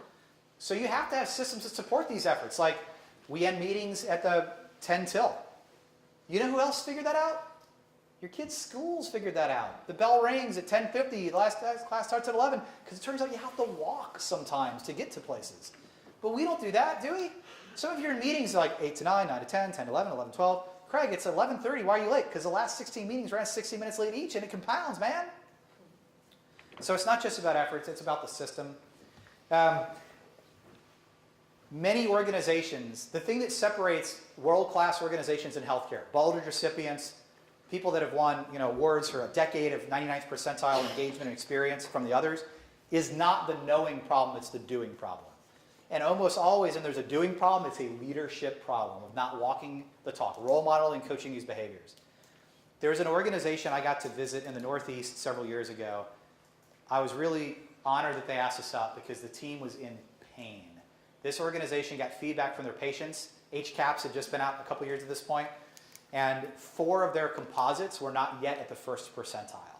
They're at the 0th percentile. They weren't yet better than 1% of that data set. In fact, on pain control, one of the issues that they're at the bottom of the world in, they would have had to move up over 10 points to get up to the 1st percentile, the bottom 99% of the country. They weren't there yet.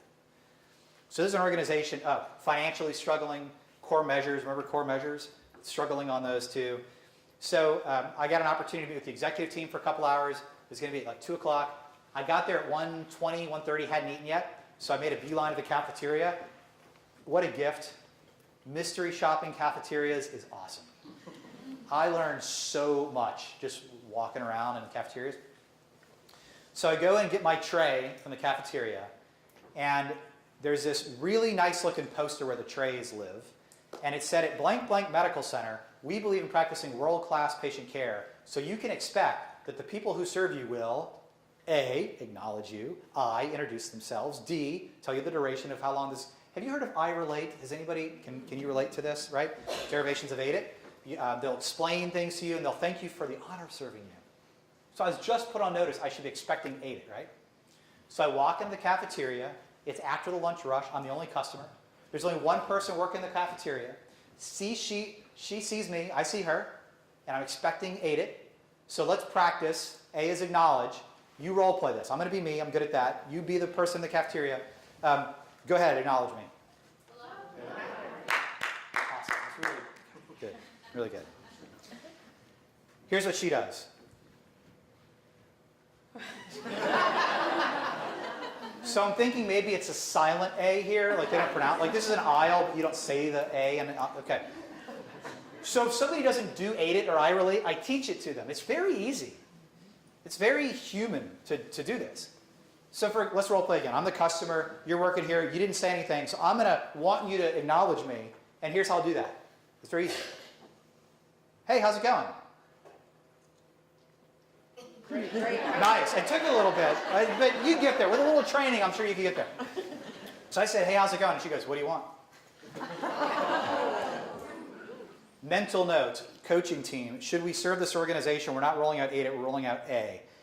And I'm not kidding. That is literally sometimes the game plan. This is an organization that is so not yet there culturally that we would never expect them to climb the mountain all at once. They got to take the first summit. And the first summit is, would you just look at people? The people walking around this campus, some of them are having the worst day of their life. Somebody here has found out that their child has cancer. And you're going to walk through the halls on your phone? You've so missed the humanity in front of you. So step one, acknowledge the human presence of people around you. And to hardwire that, we teach the 10-5 rule. Some of you know this. Within 10 feet, make eye contact. Within 5 feet, say something. Hi, good morning, good afternoon. Make it your own. Go crazy with this. Right?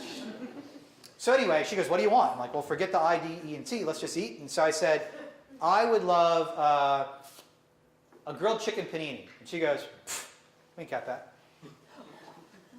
Sorry that I said your least favorite food. How about the chicken Caesar salad? Nope.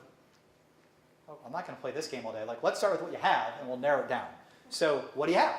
And she goes, okay, glass case between where she was and I was, and a couple shelves. I thought this was like an example of food, right? Like, this is from the photo shoot 20 years ago. It's been lacquered up with spray paint, but this is like a helpful reminder of what food looks like, should you ever wonder, because that's what I assume those things are for in a cafeteria. Armchair is included. She goes, what do we have? You're looking at it. I said, thank you. And I went and looked for the food that was pre-packaged that her hands couldn't have possibly touched. And I got the hummus and the pretzel combination and a piece of fruit and a bottle of water. And I go over to the register, put my stuff down, and there's a little index card on the register with Sharpie on it that says cash only. Now, I live in an Uber-based economy, right? I mean, I have a wallet, it's got credit cards, and I have a few dollars usually for tips. I keep little bills for tips. And I had 4 $1 bills. She rang me up for $5.65. Oh, you gotta be kidding me. So I decided I can talk my way out of this, right? This is only a $1.65 gap, not that big of a deal. I'm a trained communicator from Studer Group. I know keywords at key times. Like, I've never been in a fight because I talked my way out of all of them. I could do this. It's only a $1.65 gap. So I thought this was a little extreme, but I thought I should get the job done. I said, I apologize. I'm about $1.65 shy. Would it be okay after I meet with your executive team for the next couple hours that maybe I could square up with you, or they could help you out? Like, I could get your name, and they could like make you even on the register. And she goes, don't have enough money? Sounds like you got a problem.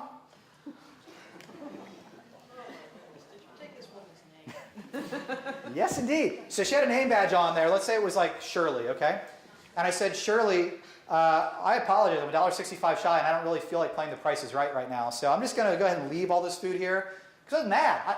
I wasn't mad. I was angry and hungry. And hungry and angry, we know is called angry. And again, my nerd heart broke this year, and that was entered into the dictionary as a real word. But I guess it makes sense. So I was hangry. Not a good way to begin a relationship with a new group of people. So instead of taking the elevator up to the executive suite, I walked up the stairs, burned a little of it off, stood in the stairwell, centered myself, did a little deep breathing exercise, walked out. COO greets me at the door, Chief Operating Officer.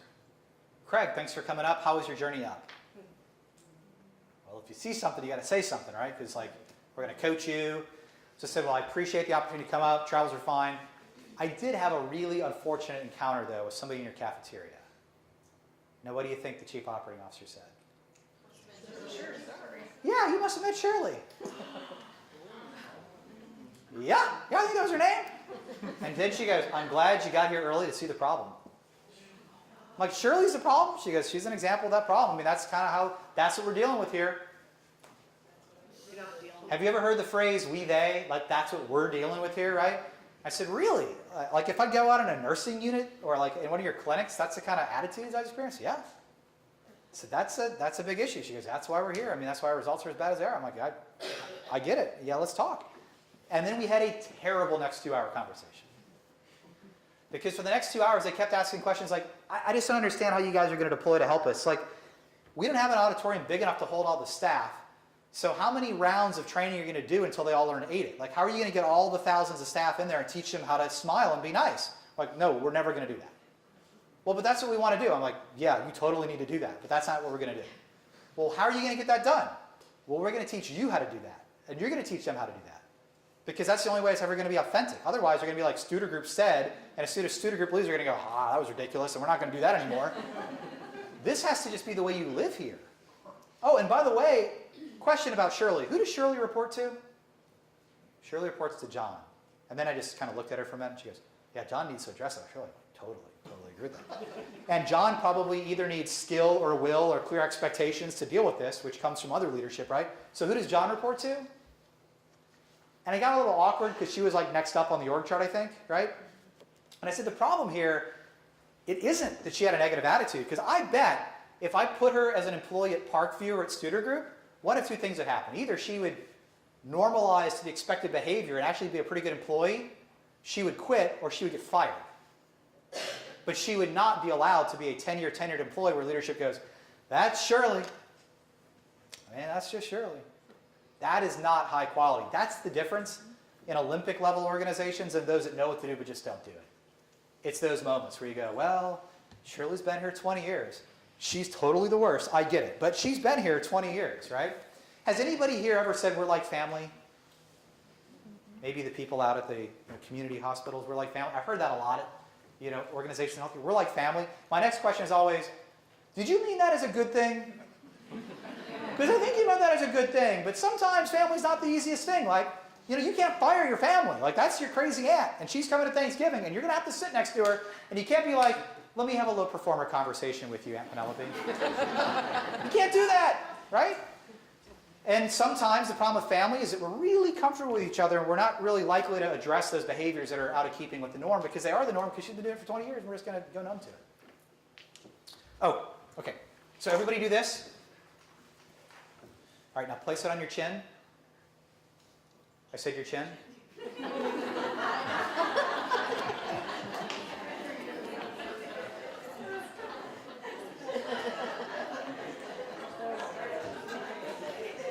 Guys, I said no using your cell phone in meetings. Hang on, I got to take a call. Right? Guys, I said that we have to walk people where they're going. Hey, could you take this person? I got a meeting I got to get to. When those things happen, the message is, hey, look, I know all that stuff's in the rule book, and when you're junior on the org chart, you got to do that stuff. When you become cool like me, you don't have to do that stuff anymore. And so the cool behavior is the behavior that's not supposed to be the right behavior. And what Patrick Lencioni, who's written a lot of business books, would say, actually, those are part of your values. They're not intentional values, the things you put up on the org chart and on the cafeteria wall. They're the accidental behaviors that you're not proud of, but they're no less part of your culture. One very common accidental behavior is when you become a senior leader, you get to opt out of all that stuff. Or one accidental behavior is it's cool to be about 10 to 15 minutes late for meetings. We're just cool with that because that's how it happens here, and nobody. Oh, another accidental behavior is we don't confront each other because we're family. Confronting's mean. So I'd rather sit through 70 hours of meetings that suck the joy out of my soul than ever tell anybody that these could be better, because that's just the value we have here. Did I just hit a nerve, maybe? The average leader in healthcare spends more than 2 days a week on meetings that they do not think are worth their time. And they're very quick to say, that's the problem with leadership here. I got all these meetings I got to attend. No, that's your problem. You're an adult. If you're in meetings that are not purposeful and are not worthwhile, you have a role, which is to speak up and say something, because life is too short. If you're in meetings, or you're doing projects that you don't think anybody's benefiting from, or you send that report every Friday, and every Friday you've sent that report for the last 25 years, and you're not sure anybody's reading it, don't send one next time. Now, like, if you get fired, I'm sorry, but, don't send it. And then a week later go, hey, Sue, I didn't send the report last week. I'm sorry, but I missed it. Just curious, did you miss it? Craig, I haven't opened that email in the last 17 years. Oh, good to know, because I spent about 20 hours a week on that report. In fact, one thing you might do, you might create a stop doing list. Now, if you're a supervisor, start this with your direct reports. This is awesome.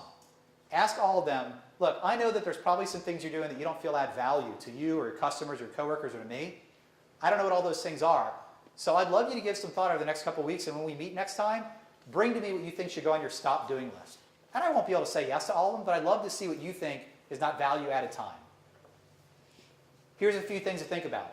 Meetings you're in that don't start on time, don't end on time, don't have the right people, don't have agendas, don't have minutes afterwards, that's a candidate.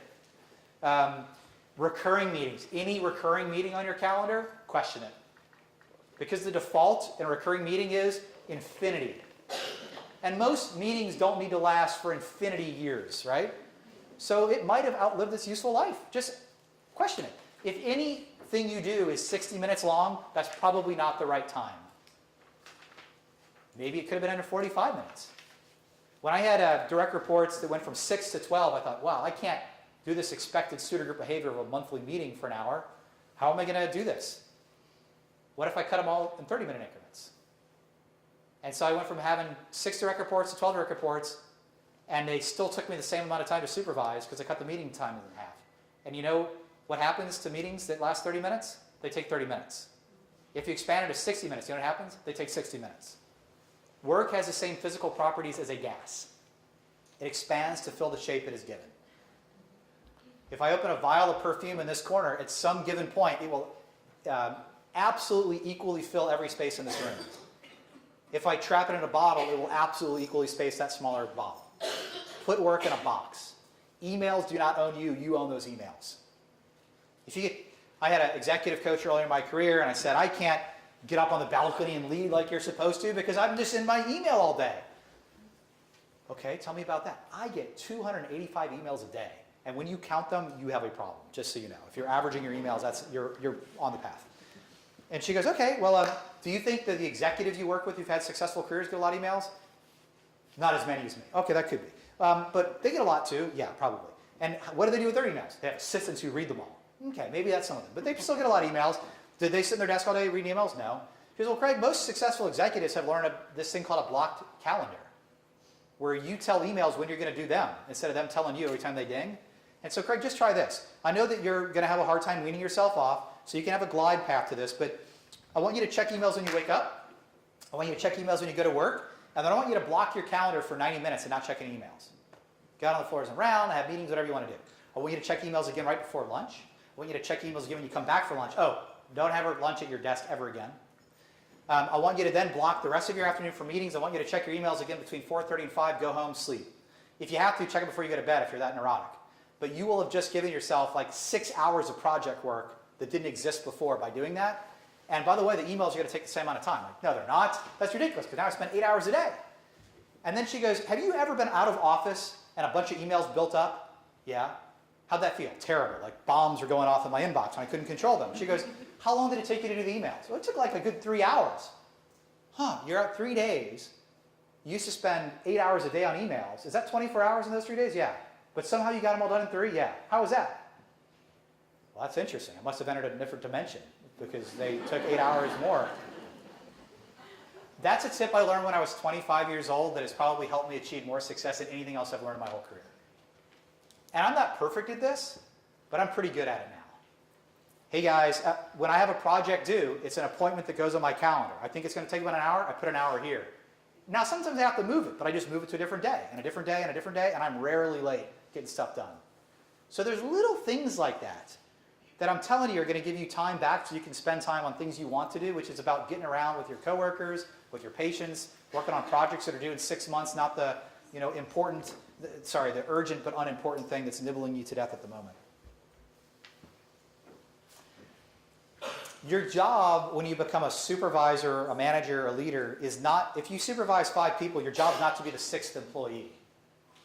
Your job is to help that 5 produce the work of 10. You need to be a multiplier. You need to build their capacity so that they can be successful, not do the job for them. Nobody fights their own ideas. So I love that you guys just had this innovation Shark Tank thing. That's awesome that you've got system level commitment to resourcing new ideas. I heard there was over 200 ideas, really well thought out. There's going to be change happening because of that.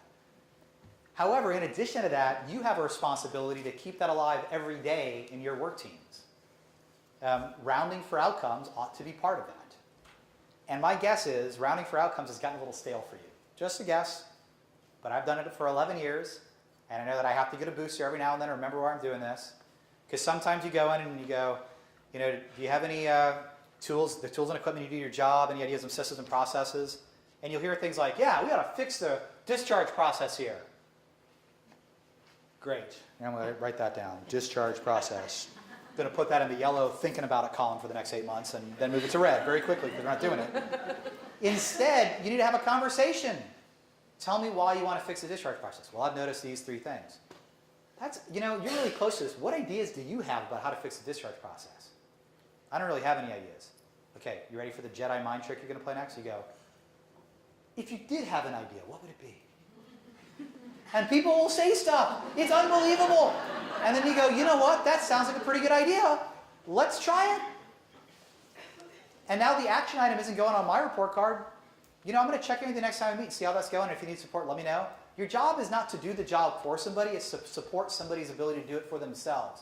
The pride of ownership that comes from having invented and perfected that process means that they're more likely to do it. No one's watching because it's theirs.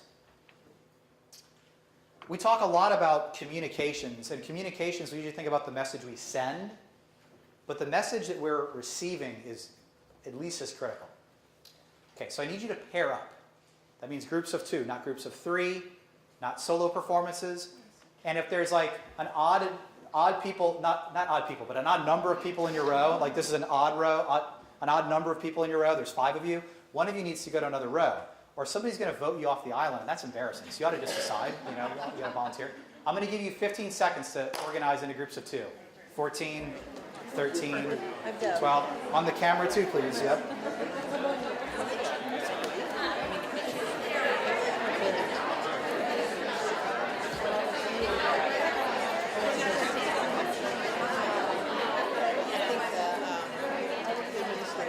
Okay. Now, next exercise, going to take 5 seconds for this, a lot faster. I need to figure out which of you has the shorter hair. You guys need some extra time? 4, 3, 2, 1. Shorter hair colleague. If you can hear me, clap once. If you can hear me, clap twice. Shorter hair colleague, you're going to start. You're going to tell your longer hair colleague about your weekend. Remember your weekend? Just tell them about your weekend. You're going to have 60 seconds to tell them about your weekend. The listening party can say nothing for 60 seconds. You have a role to play, though. You must indicate with your body language, your facial expressions, etc., that what you're hearing is fascinating. Totally fascinating, okay? You have 60 seconds. Please begin. So it was, I went to Chicago with my girlfriend.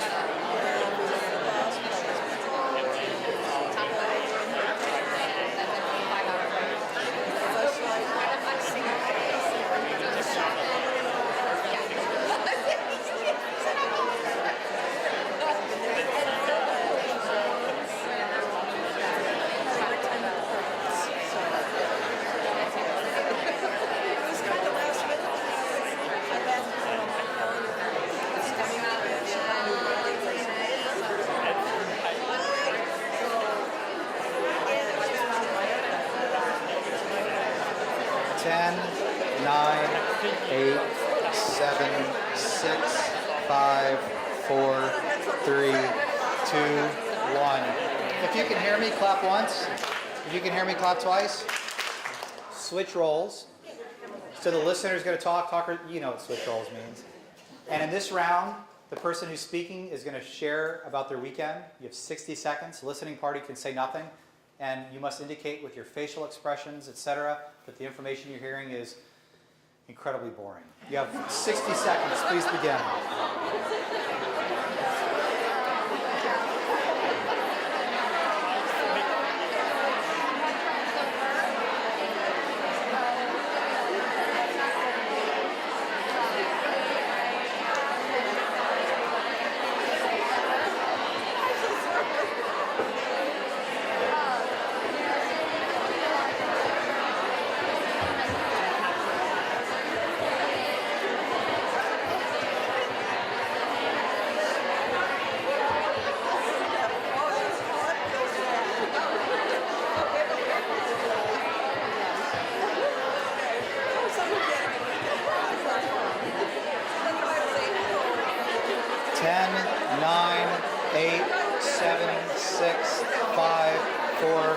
3, 2, 1. If you can hear me, clap once.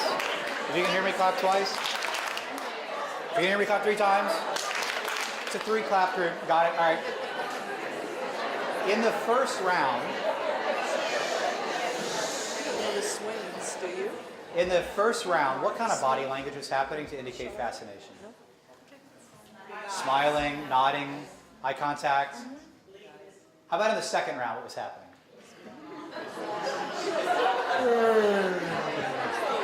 Looking over the shoulder, multitasking on your cell phone. Shoulder, like looking over their shoulder barely. The first time I ever did this exercise, I do a 2-day communication workshop for ACHE, the American College of Healthcare Executives. So it's CEOs and other senior executives.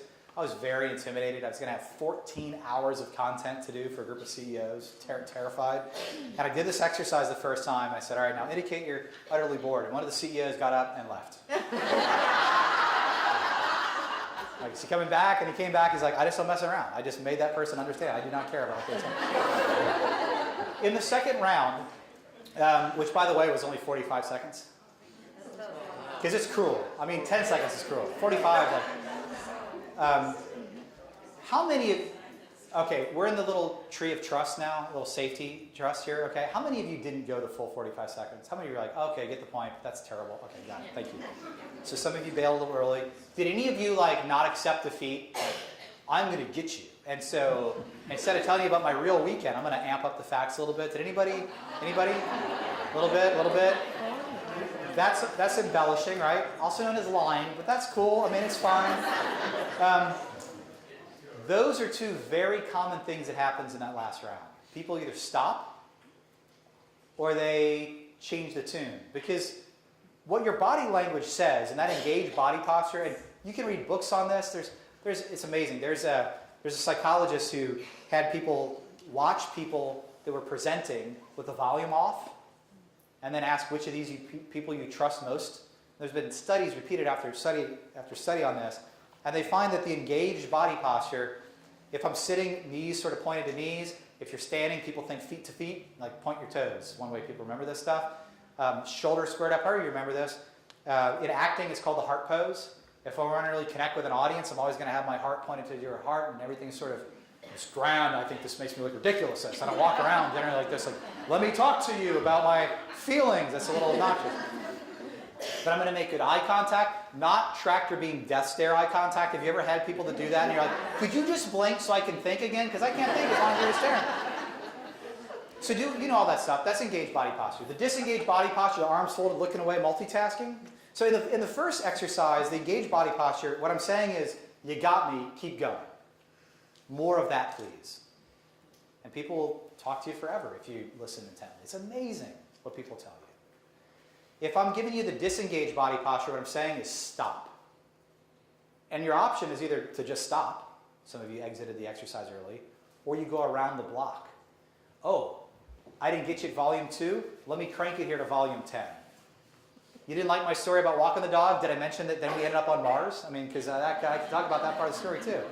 So which of those do you want your patients to do? Embellish the facts? Shut down and not tell you things? Because if you walk into the room and go, hey, chart. Yeah, so tell me again why you're here. That's a little different, right, than sitting in front of them, stilling yourself, 90 seconds of eye contact. So tell me, how are you feeling today? What's going on? However you're going to ask that question. By the way, this applies at home. There's a chaplain in an audience in Tennessee who heard this exercise, and he said, well, I just want to share with the group how exportable this skill is to your personal life, because for the last several decades, I've also been a marriage and family counselor. And I have found that communication is the root cause of almost everything I see, and listening is the bigger problem than the talking. And so I actually created something that's really helpful in my practice. I was redoing the tile in my kitchen one day, and I decided to bring a little piece of tile flooring to a session.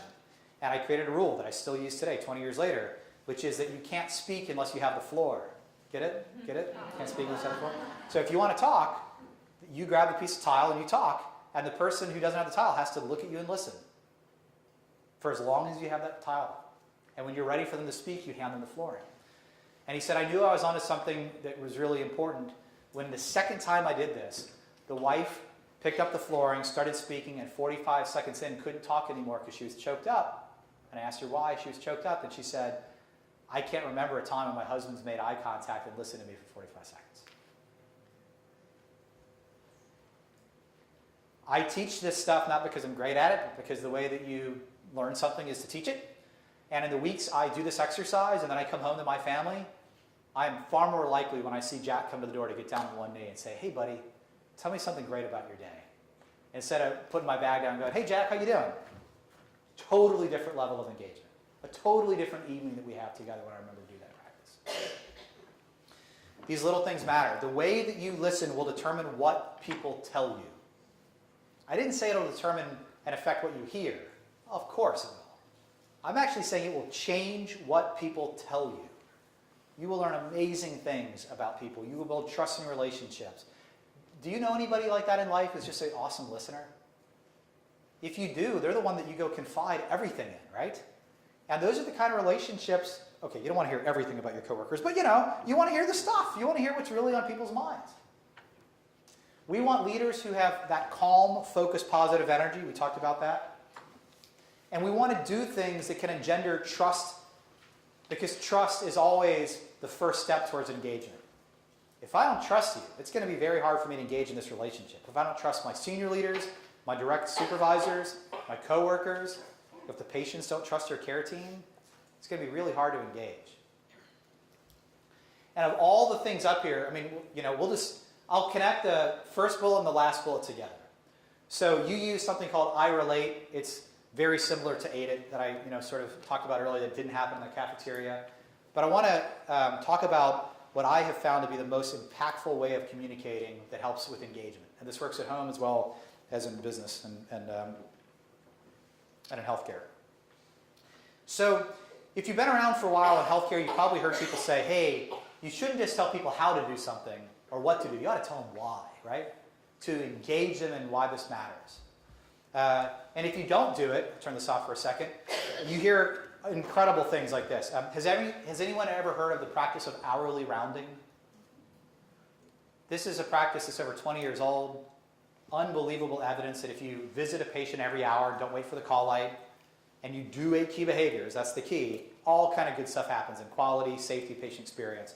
There's an organization that rolled that out, didn't see those results, so they asked people to go interview nurses and ask the 5 why questions to get to root cause, which is a great skill to learn.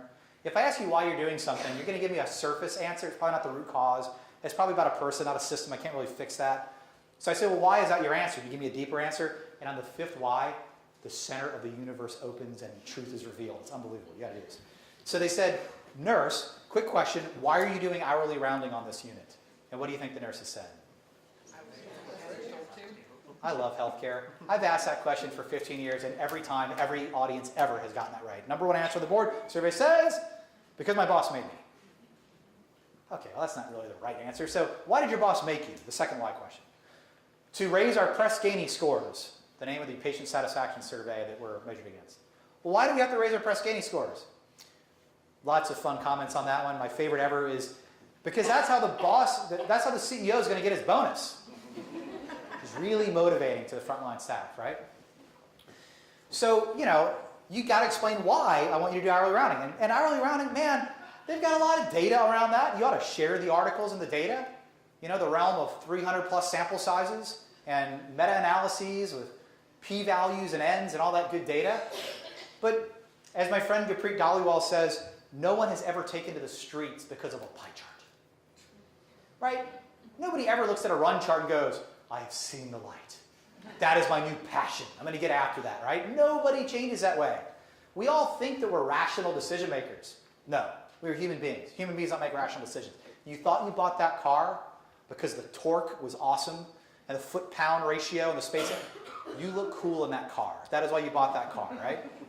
Now, I'm not saying it's that simplistic, but we make all kind of emotional decisions, and that means that we have to understand narrative. It's told through the story of the N of 1, not the N of 300. The story of how somebody's life was impacted. Always, always more impactful to hear about that one person's life than to hear about the 10,000 in the study. Even though we know rationally the 10,000 is really more meaningful, the one could be totally skewed. It's just not how our brains work. You got to have both. And the base that most of us miss is this last one. We all listen to the same radio station, WIIFM. What does that stand for? What's in it for me? That's cool that hourly rounding thing helps prevent falls. That's awesome. The story you told about Mrs. Jones, whose life we saved, little tear. Very nice. But Craig, I don't know if the other places you work are like us, but here at Parkview, we're busy. We got a lot going on.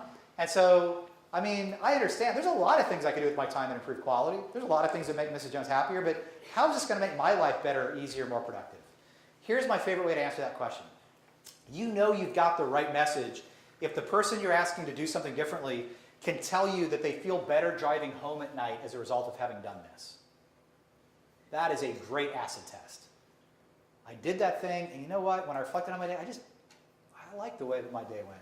Because man, when I got to interact with that patient and get something within reach, they didn't fall out of the bed, that was pretty cool. Very personal reasons to do it.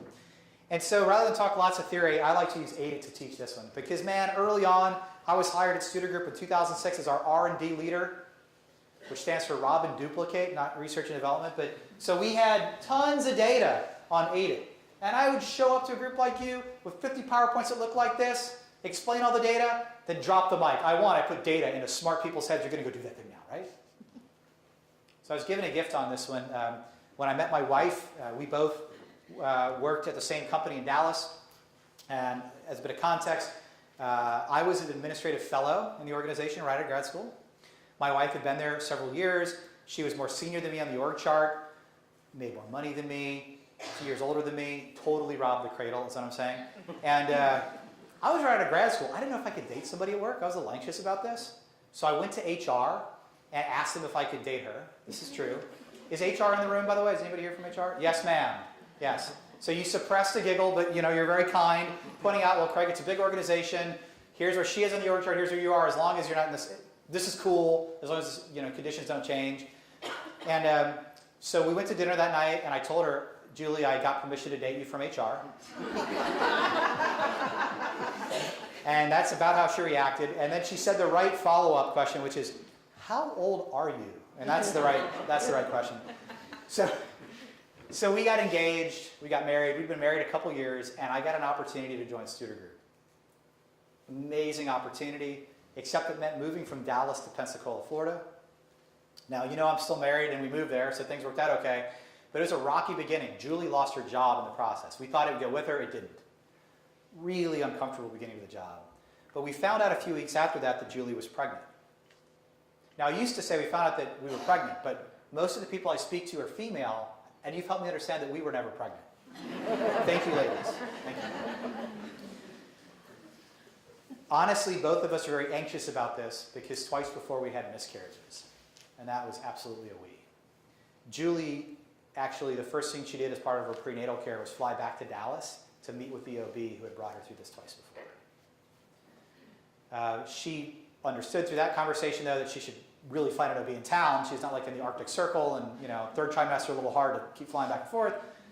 So she met a great OB in town who referred us to a maternal fetal medicine specialist because it was a high-risk pregnancy. And we went to see that specialist. We were roomed, we were sitting in some chairs, and after about 10 minutes, the door opened and a young woman came in. She was wearing dark blue scrubs with a white coat over it. Now her name badge was flipped backwards, so like I'm reading what happens if there's a code blue.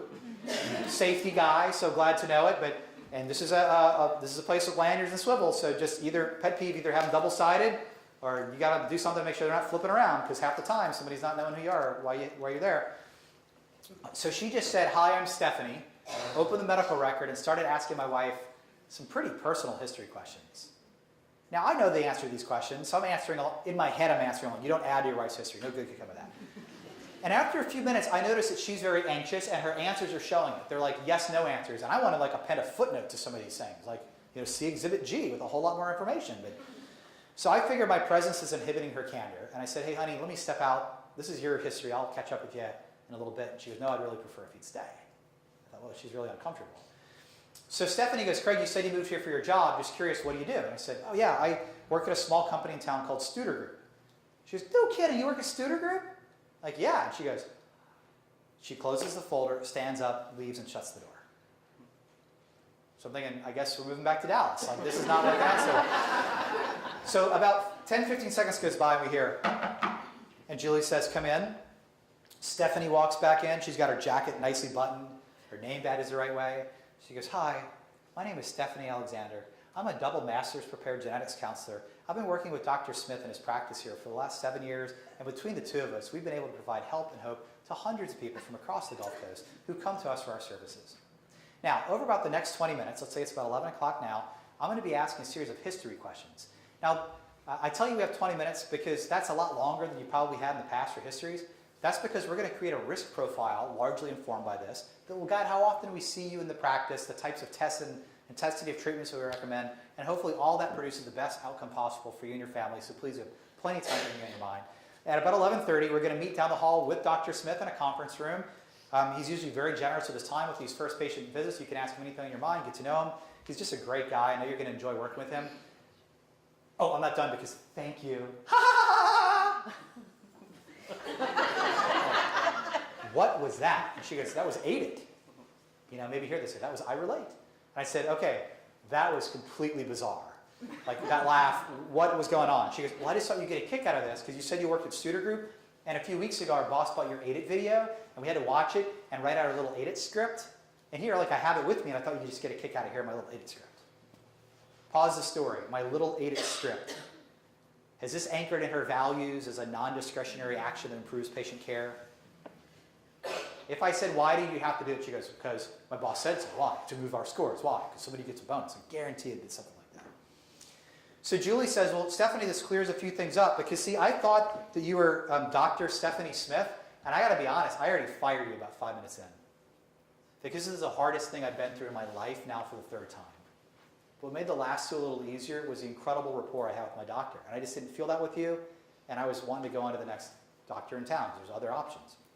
But from what you said, he sounds incredible, and I'd really like to meet him. There's a few things I want to make sure you get down on your chart for him. And my wife went back and answered some things I thought she'd left out. And Stephanie wrote them down. And I said, Stephanie, I can't help but notice you wrote those down.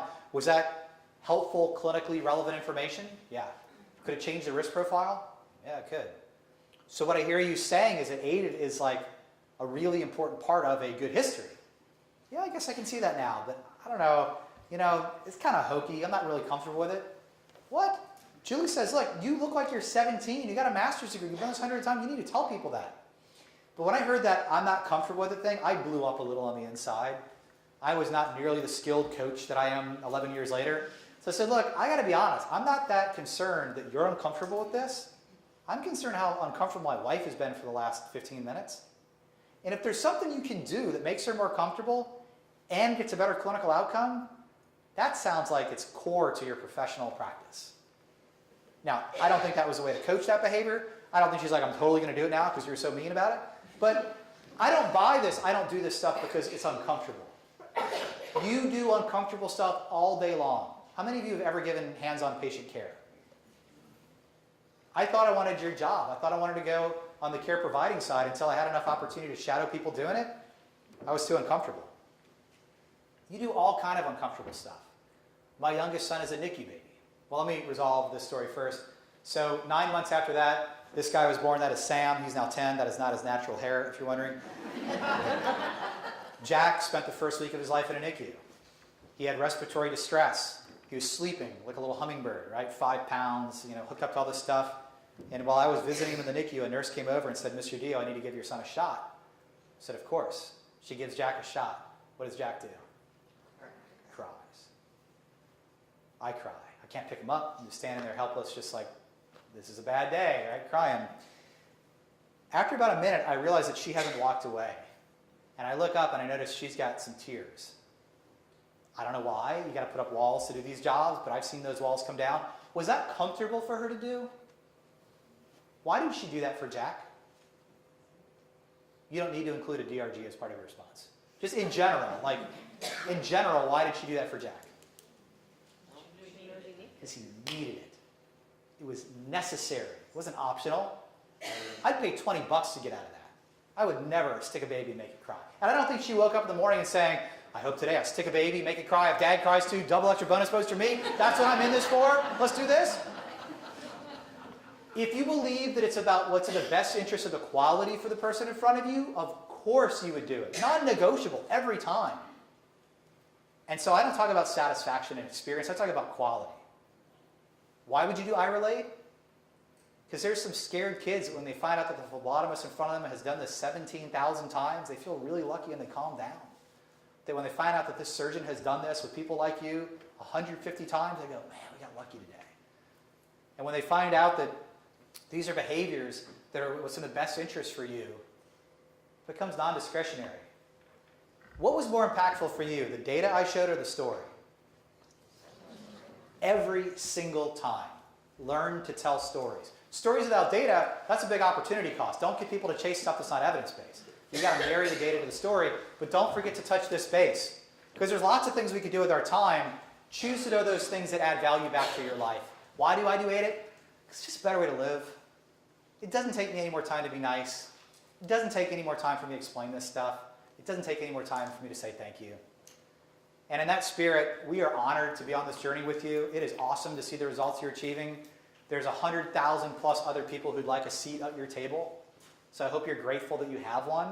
And if you're going to achieve the success that you could potentially do that in the future, if you're going to jump instead of decide to jump, it's going to be about role modeling and leading that waterfall of engagement so that we can change healthcare. Thank you for your time. It's really been an honor. Thanks.